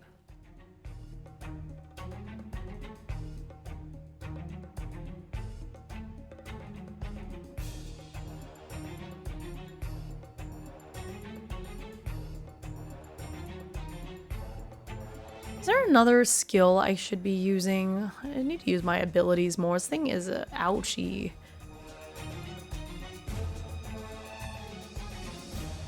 Oh, it ignores armor. Does this thing have armor? Oh shoot, it has 8 armor.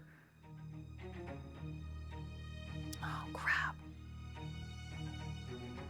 Wait, it says D8 armor. What does that mean? Hang on. I'm confused.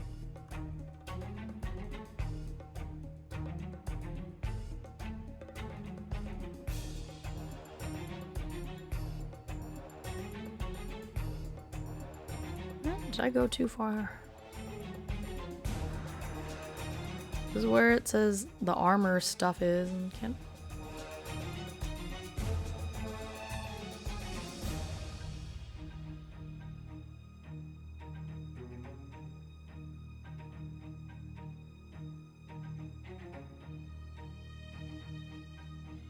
No, that's not helpful.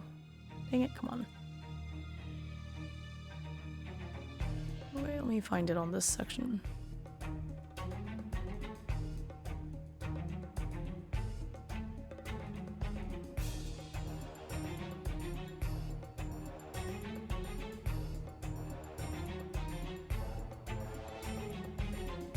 Protection rate, page 171.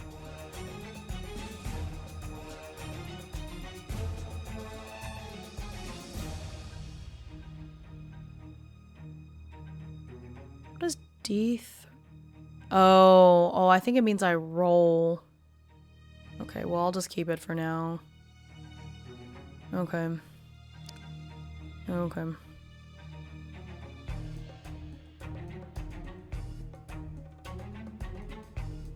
It's piercing damage. So I don't think I get any extra things from the piercing damage, right?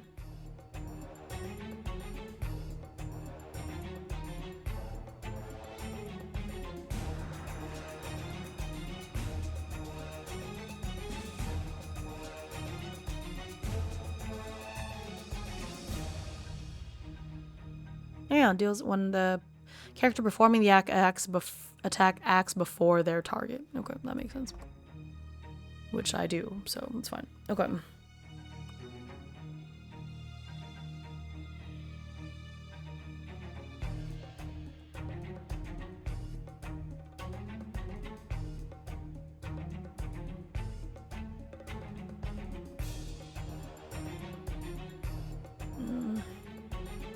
D8.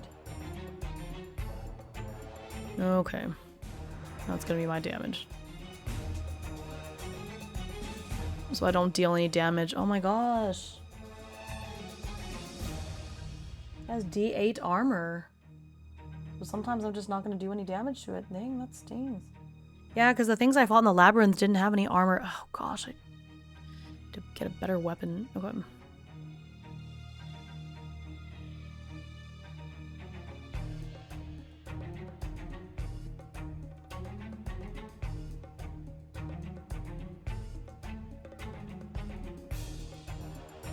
Is there a button to just change it back to standard text? Oh, okay, yeah.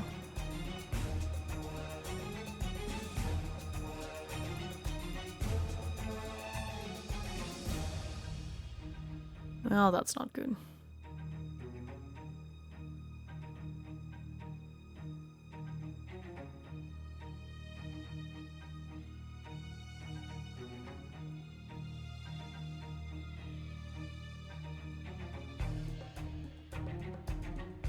Okay. Oh, it's trying to entangle me. Let me try to dodge. Yep.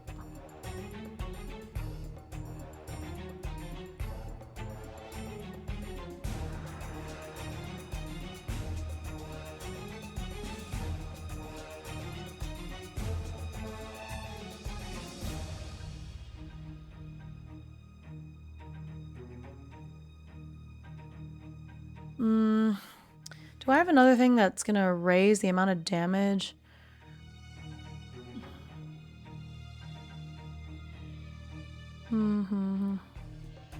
Or hang on, that's not what I need to look at. I need to look at my character sheet. Standard attack.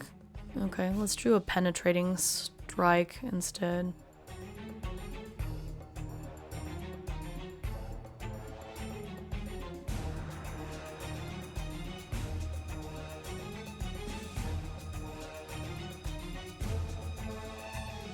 When does stamina recover?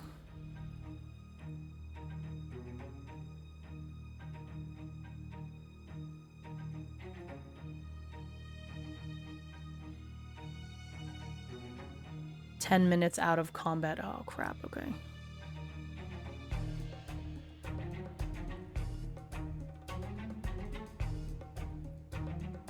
Okay, so it's a... I lose 2 stamina. Which isn't too bad. Let's see. Penetrating strike does D...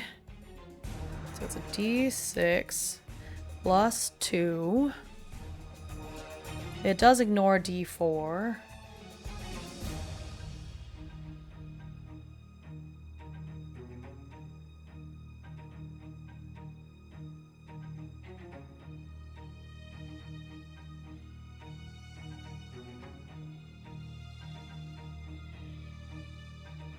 So it's a D8 minus a D4.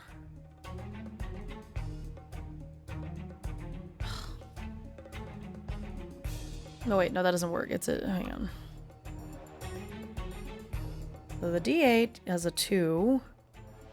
And I ignore this much of a shield, so it's only 1 armor, so 4 damage.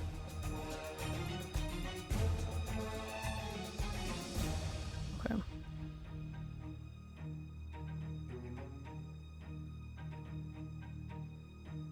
I think that's... yeah. Well, no, is that from subtracting? So with a D8 minus that... yeah, okay. Actually, so the first one should have stayed. It's okay. That's fine. I'll remember it. I'll give myself a re-roll because this is tough.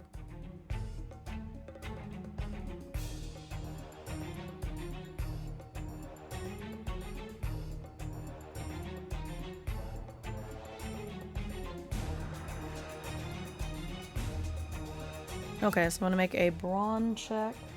I'll be knocked prone. I mean, even if I succeed, I still take half damage. Oh my god. Okay. Yeah, that's fine.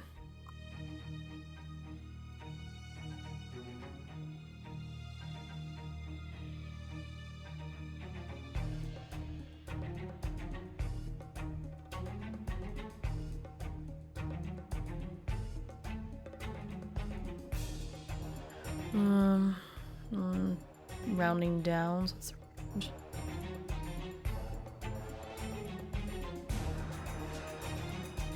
Oh, I forgot to about my armor. So this is 9 slashing damage minus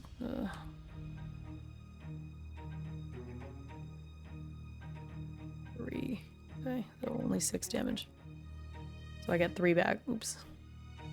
Sheesh. Okay, I have to remember I have armor too. Okay.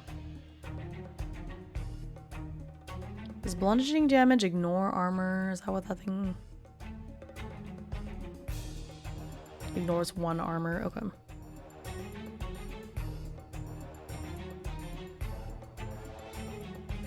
Oh, okay, so that's it. Because ignores 1, so.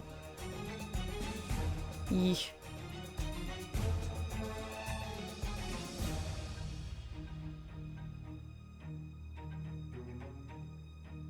I'm gonna take 2 more stamina to do the penetrating strike.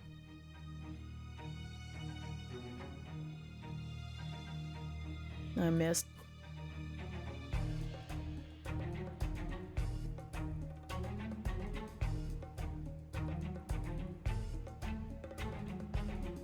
Dang.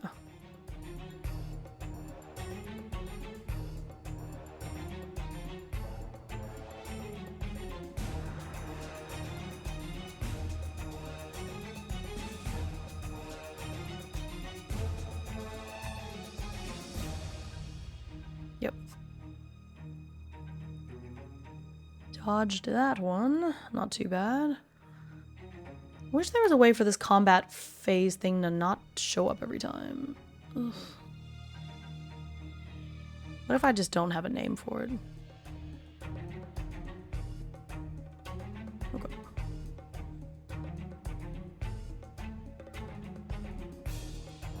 Okay, let's try for the penetrating strike again. Yep.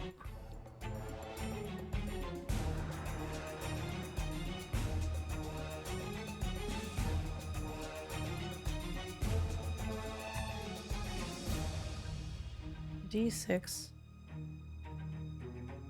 plus 1 damage because I'm just slashing at it. Oh my god. My luck sucks.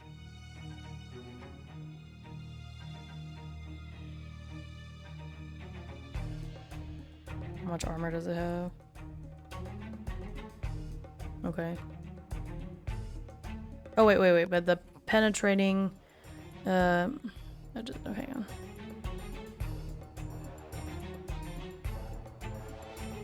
Okay. Forgot what I got. But then the penetrating shot... Or not penetrating shot. The penetrating strike ignores D4 armor.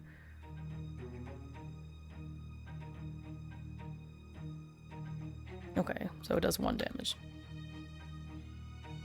God. This is not going well for me.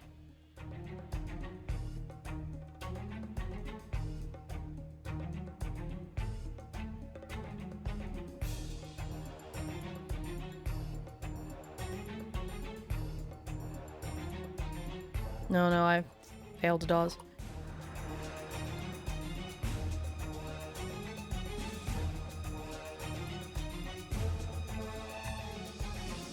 Okay, so the slashing damage, and then I have D3 armor. So 7.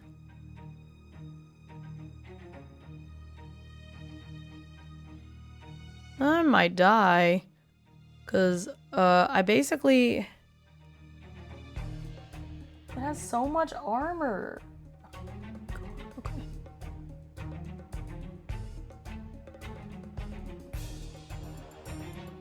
Do I have anything else? Could disengage at will. I could just leave. Well, I'll just run away if it comes down to it.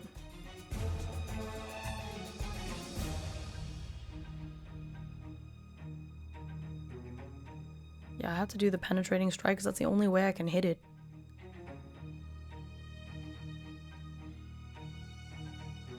Yep.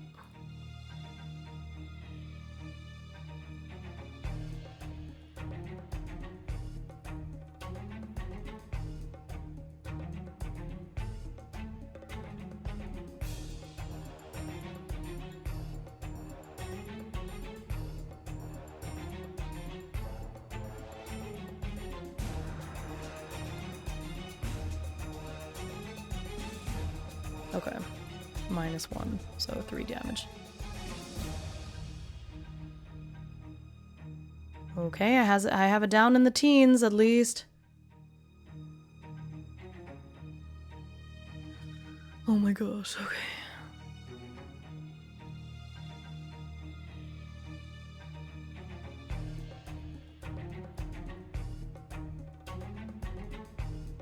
Yep, okay, I dodged.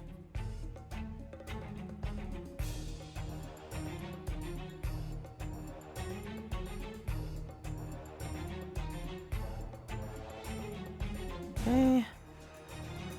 No. That's not enough because it's because I'm attacking with my sword. So it's brawn. I have to get up below a 45. Oh gosh, okay.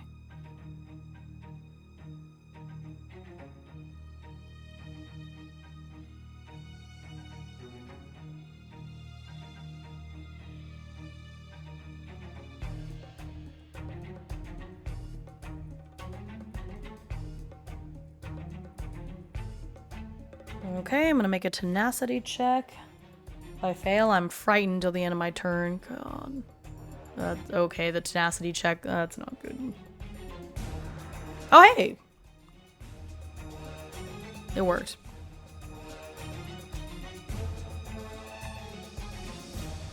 So she didn't get scared. Good. Isolise, you could do it! You could do it! You could do it, Isolise! I know, it's an intense fight. What the heck? I'm close to death already. Okay, good.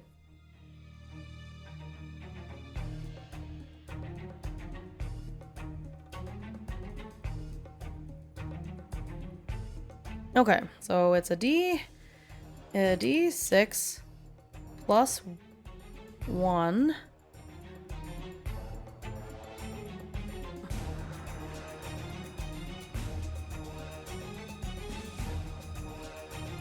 Damage. But then I have to do the armor, so it's a D8 minus a D4 that I ignore. Oh my gosh. That's 1 damage. I'm using my stamina up for this. Oh my god. I'm gonna get EXP. I didn't even... Okay, it's fine. This is very intense.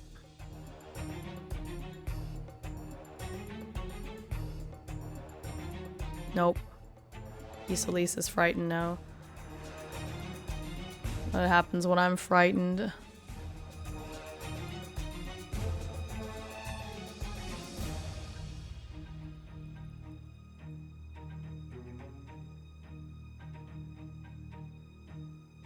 Minus 20 to all checks.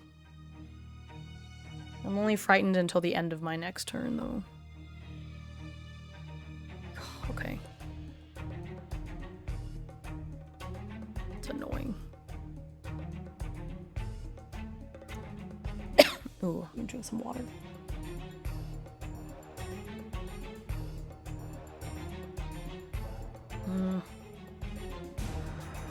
Isolise! Okay.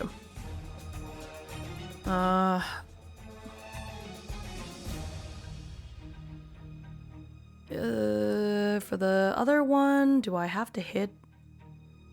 No, I just gain 20 dodge no matter what. Okay, well let's try the... Yeah, it is. I wanted to finish this. I didn't want to leave in the middle of the battle, and then it just kind of took longer than I thought. This is just supposed to be some little... Ugh, I just got bad luck when I rolled for a monster. Okay. Sometimes you just challenge the area boss right away, accidentally. I don't want to use it. It's 4 stamina. That's fine. Let's just do this. Actually, let's not waste the penetrating strike because... Okay.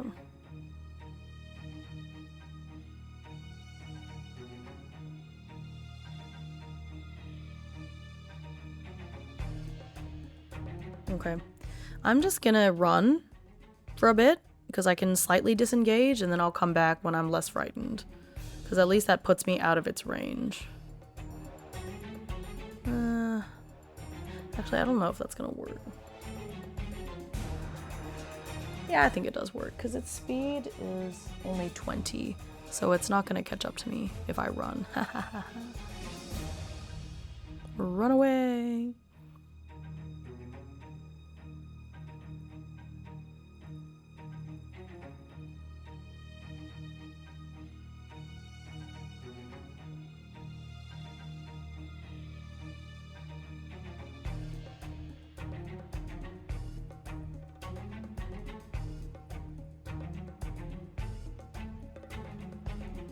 So it has to use its run to get to me. Haha.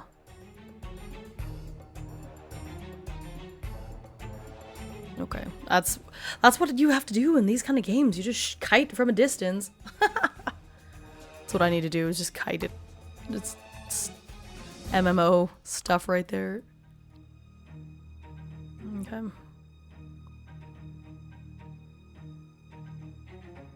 Okay, I'm good.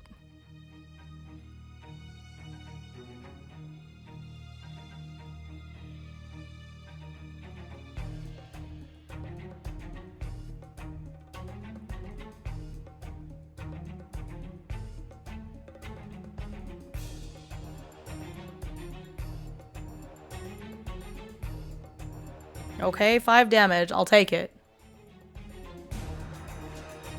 Oh, it almost has as much HP as me, which is not too bad. Not too shabby.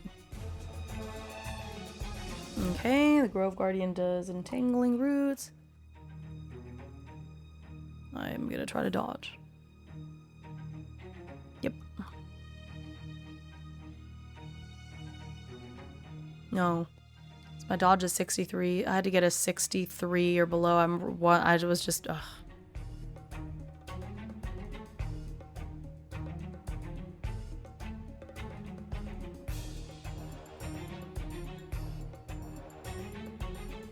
Okay. I'll take damage if I don't get out of it.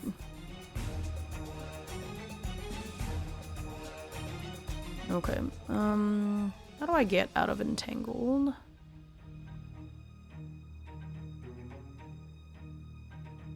Brawn check.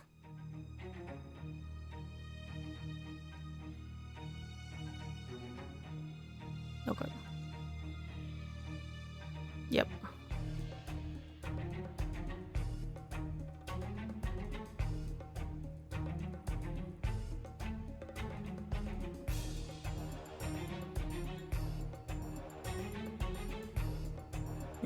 Yeah, missed.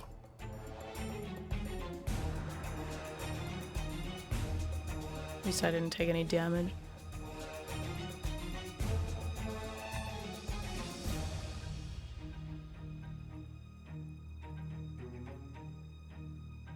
Yep. I was able to dodge there. That's good.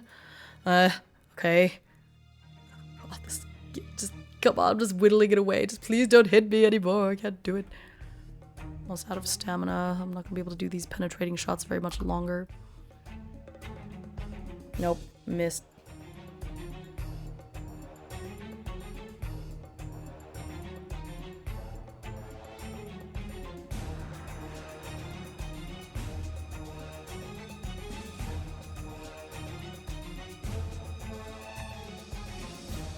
Yep, I dodged.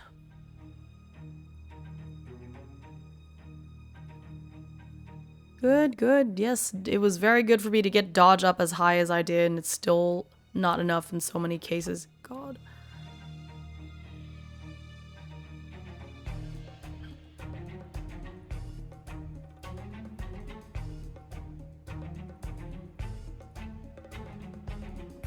Yeah, this is bad.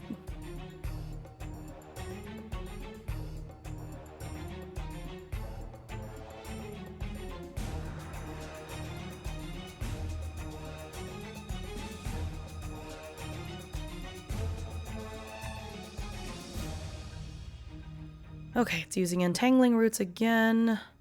I dodged. Okay.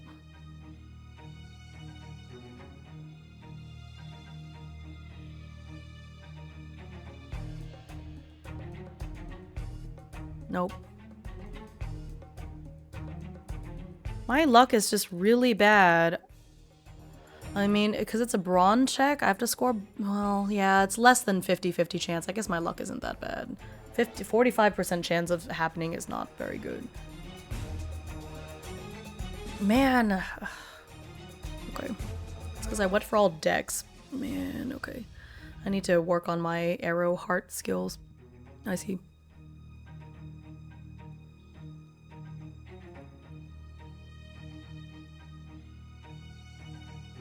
Dodge, please. Very good.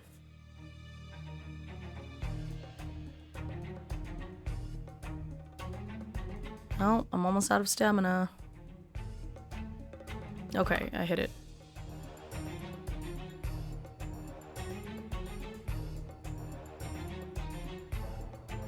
Okay, so it's a d6 plus 1 minus a d8 minus a d4. All that for 2 damage. God. Oh wait, it should be 3 damage actually, because I forgot it's no, because I'm not shooting it. Never mind.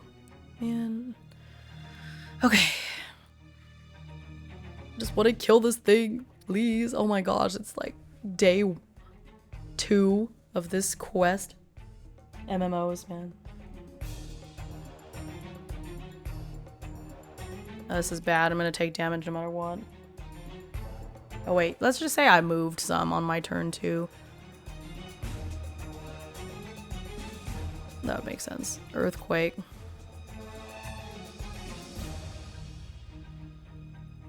Tired of the stupid earthquake. I'm just gonna run around it.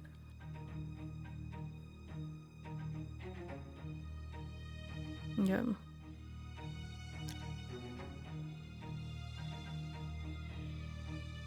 Move. Yeah. I just have to move just enough out of range. Because my speed is much higher than its speed, I think. Yeah, I'd run. Well, actually, that's not going to work because I didn't run. Okay, let me see. So I have to do a brawn check. Let's go 55. Or, no. Yeah. Well, nope.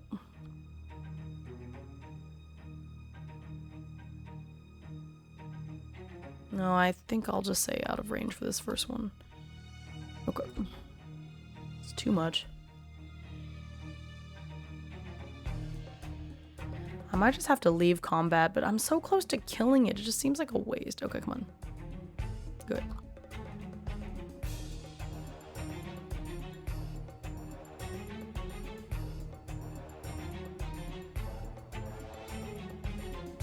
Ah, 2 damage.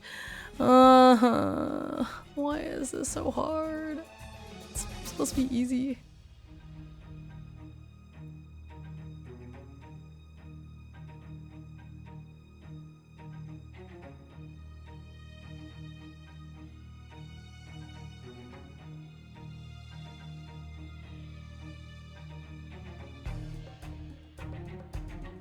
Enemy NPCs don't roll on the fumble table. Fumble. When do you fumble? There's probably more things that I...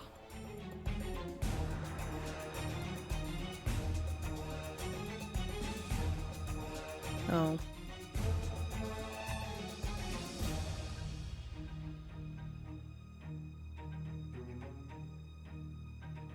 No, I didn't do any. I haven't gotten any critical successes. Man, okay, whatever. Close.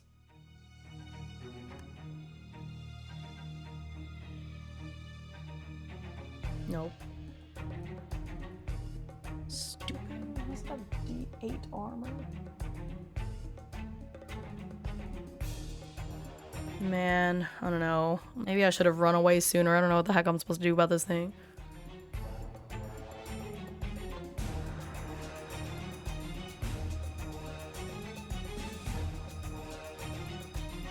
I think all I can do now is kite.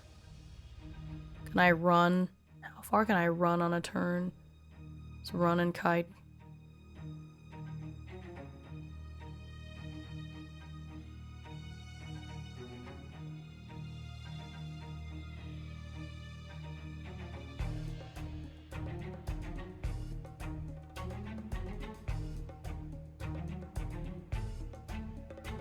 Okay.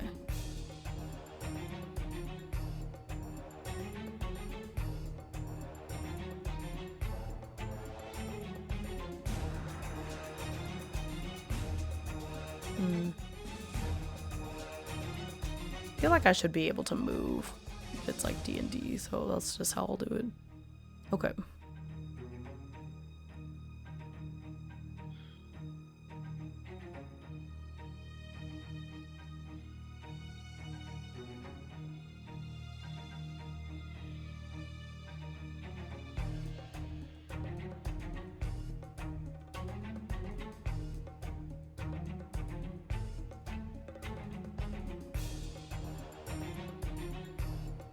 Can run in 10 seconds? No, but then I wouldn't be able to attack. Okay.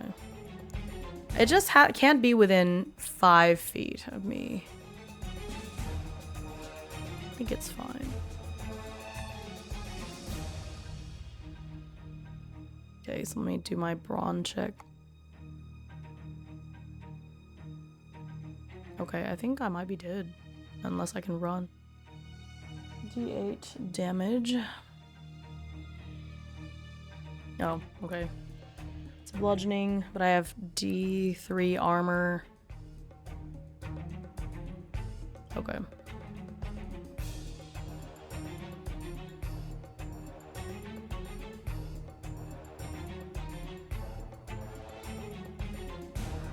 Guess it could be worse. Okay, time to kite. I'm going to shoot it. Oh, it's a critical success. Critical success. Does it do double damage?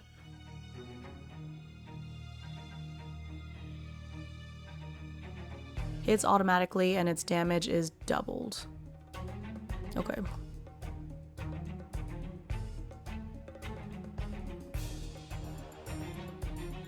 Grove Guardian, so it's 2. Oh, I just noticed your message. Dragon Ball overlays. Oh, that's cool. Is it for a Dragon Ball game?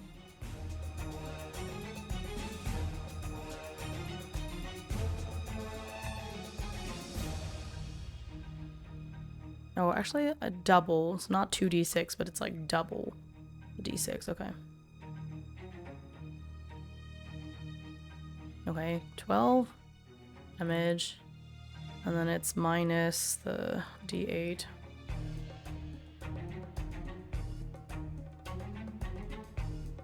Okay, so 5 damage.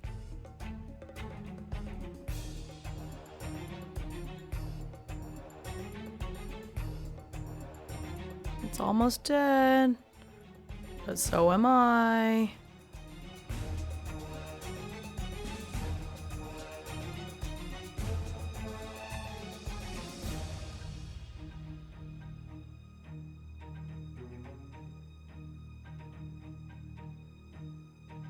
Regardless of... So does that negate armor? I don't know, hang on. Because that feels like... Regardless of any conditions and circumstances, and its damage is doubled. I just don't understand how this armor thing, like, why does it have such high armor?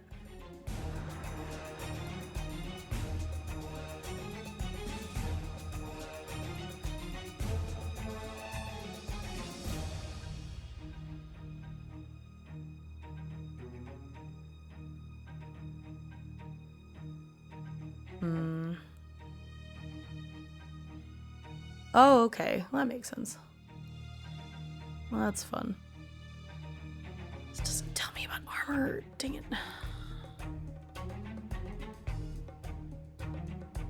This feels like the armor is so OP. Okay. Alright, whatever. Okay, what action is it taking? Yep.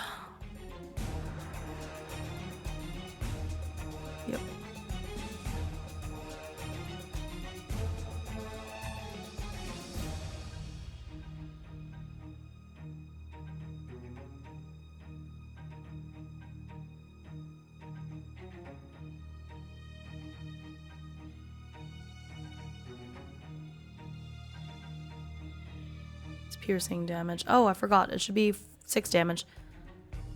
Because it's +2. Okay, so +7 actually. Because I forgot about the extra because it's piercing damage and I attack first. Okay.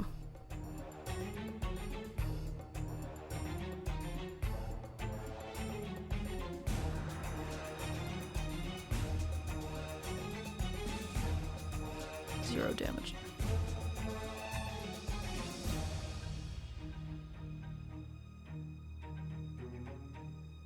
This just doesn't feel right. Like, really? Is that how armor is going to be every time? Hang on.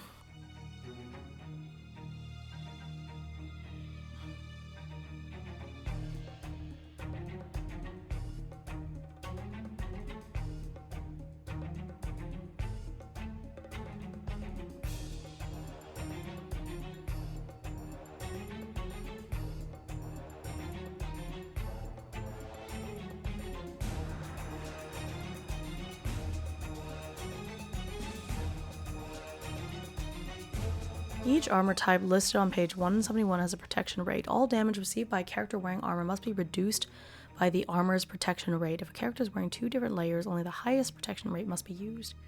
All armor has an integrity value after a fight where the armor worn has seen any use. Okay, no, that's fine. Like, what about the shield?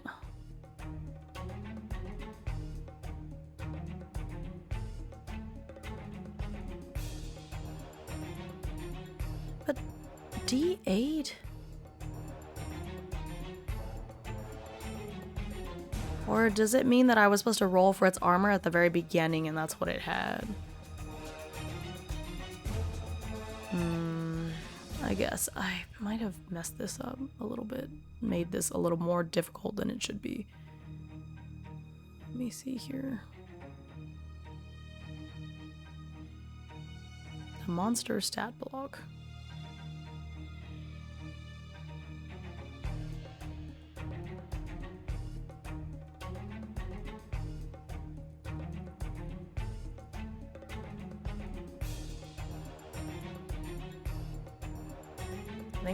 I think I'm misunderstanding something. I just want to finish this fight.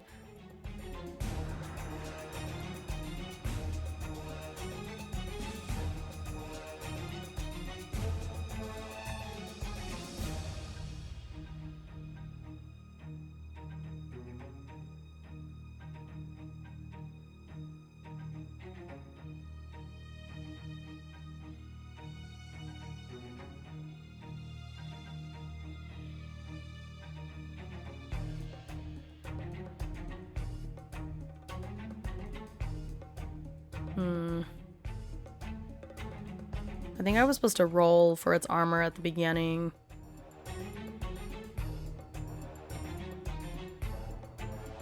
Okay, well, I'm gonna roll now so that I can stop doing all this. What? I know it's 4 AM, but I gotta finish this fight.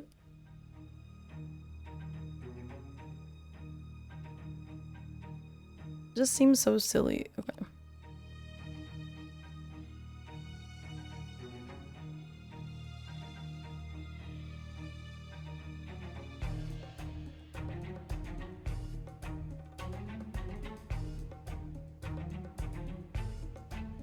Okay, it has 5 armor.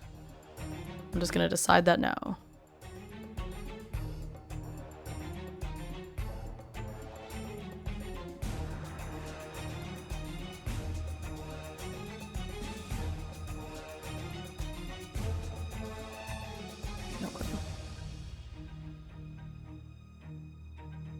Okay.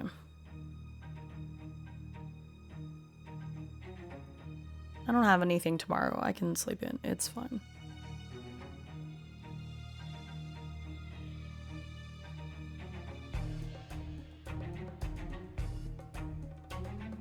Yep, I dodged just exactly. Ugh.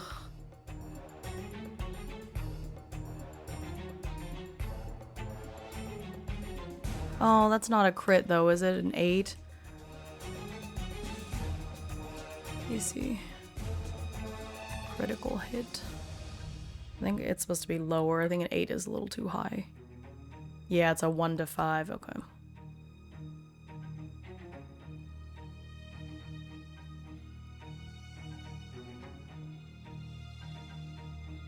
+2, -5.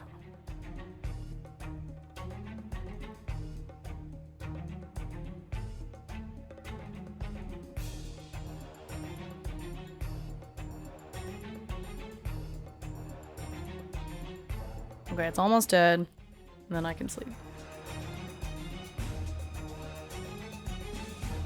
Okay, tenacity check. Ooh, what's my tenacity? It's 40, okay. Oh, hey, I did it. 25.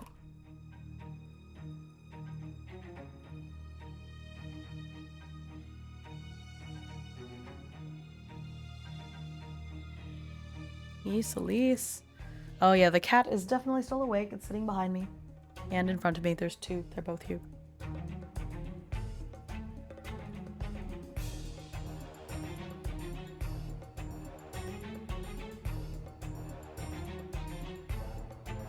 Okay, 2 more. I just need to roll higher too. Well, not really, because the highest damage I could do is 3. Ugh. Slow and steady.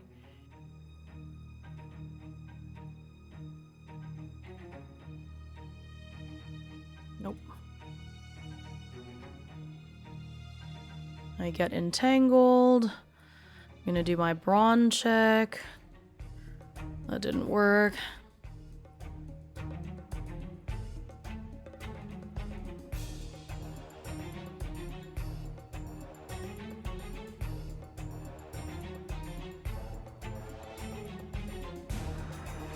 At least I have my armor. Oh no. Yeah.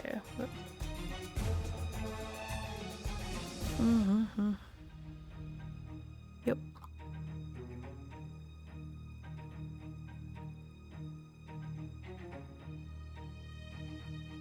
Okay. Right. 0 damage.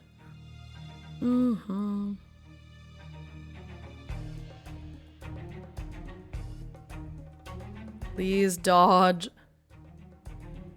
Okay. Whew. Oh my gosh. The dodge, the dodge. So glad. Nope. I broke out of the roots.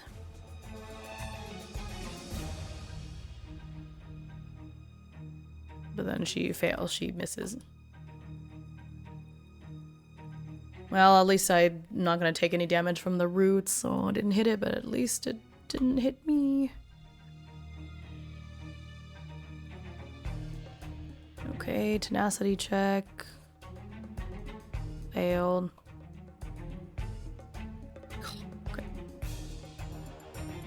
Now I'm just gonna run full force away so it can't hit me in the next turn. Since I'm frightened anyway.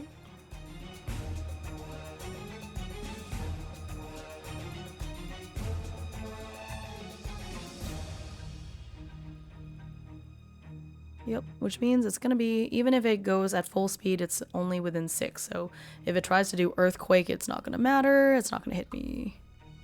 It's 5 meters away. Yeah, it's too far for me to do anything, I think.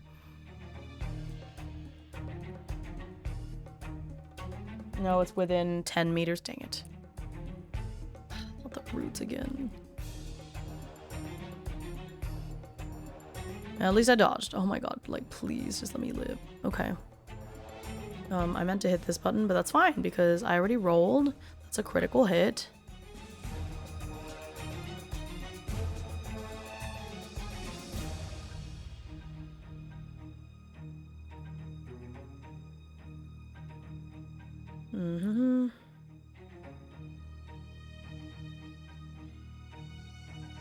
Okay, so I'm gonna do the d6 plus 2 times 2, so that's 10 damage, minus 5, which is 5. Which means it's dead. Haha. Victory! Oh my gosh, that took so long. Okay. Okay, the loot.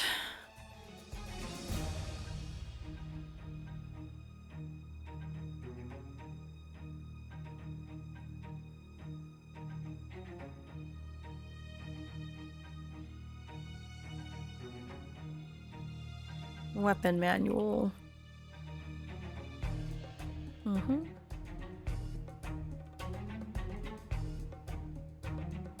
Okay, I'll worry about that later. I need to figure out what weapon manual I want to get. Oh, goodness. Okay. Finally.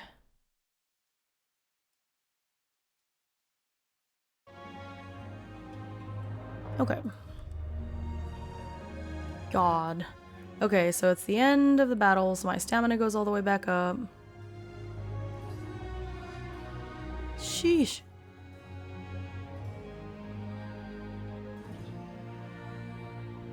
Wow. That took a really long time, but I think I did a couple of things wrong, and if I had done that more properly, it wouldn't have taken so long. Like setting its armor at the beginning and not having it fluctuate. But also, yeah, that's pretty weak. Oh! She should have been at full health because she was fully rested on that first travel day, so actually I should have 3 more health than I have now, which is good. So then, I'm gonna rest at the end of the day. So then it's gonna be the traveling through the forest day 3. Oh my gosh, I still have so much more. Okay.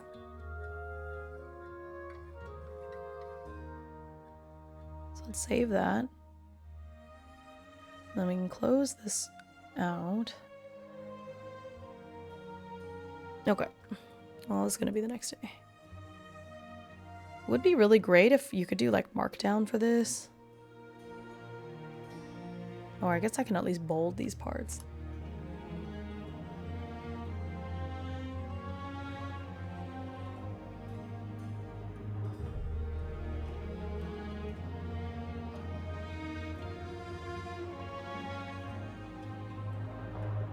Wonder. Yeah.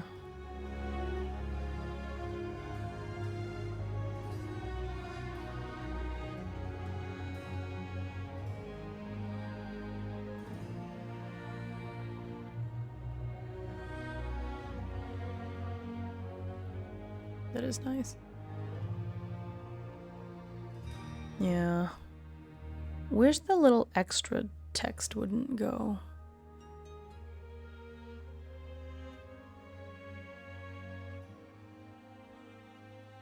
Yeah.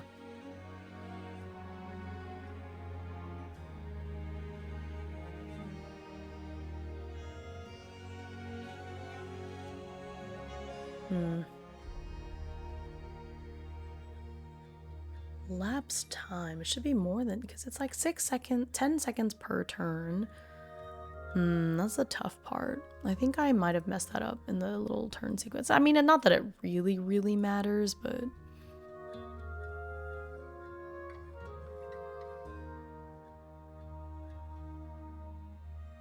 yeah. I don't want that extra text in between, and I wonder if I can fix that next time. I think it said I was supposed to get proficiencies. How many proficiencies do you start off with? Because in this thing, it says I'm supposed to have 2, my weapon ones. Which is why I would have picked my,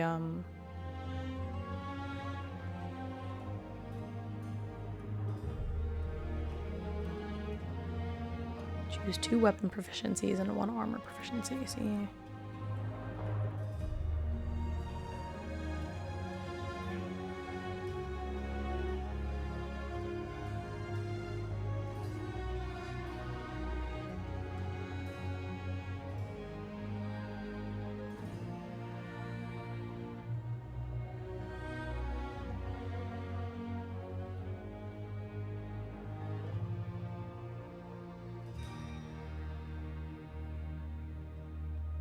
Oh yeah, single type of weapon, armor, so I missed it. Okay, that's fine. So I have,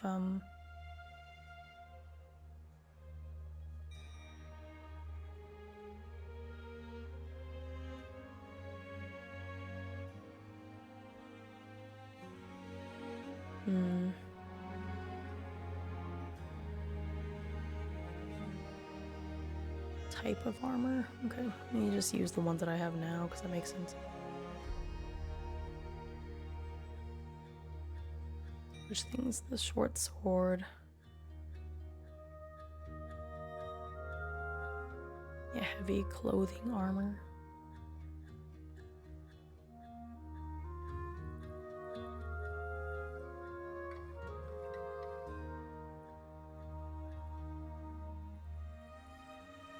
Right?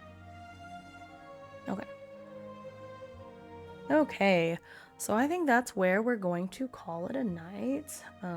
Let's see here.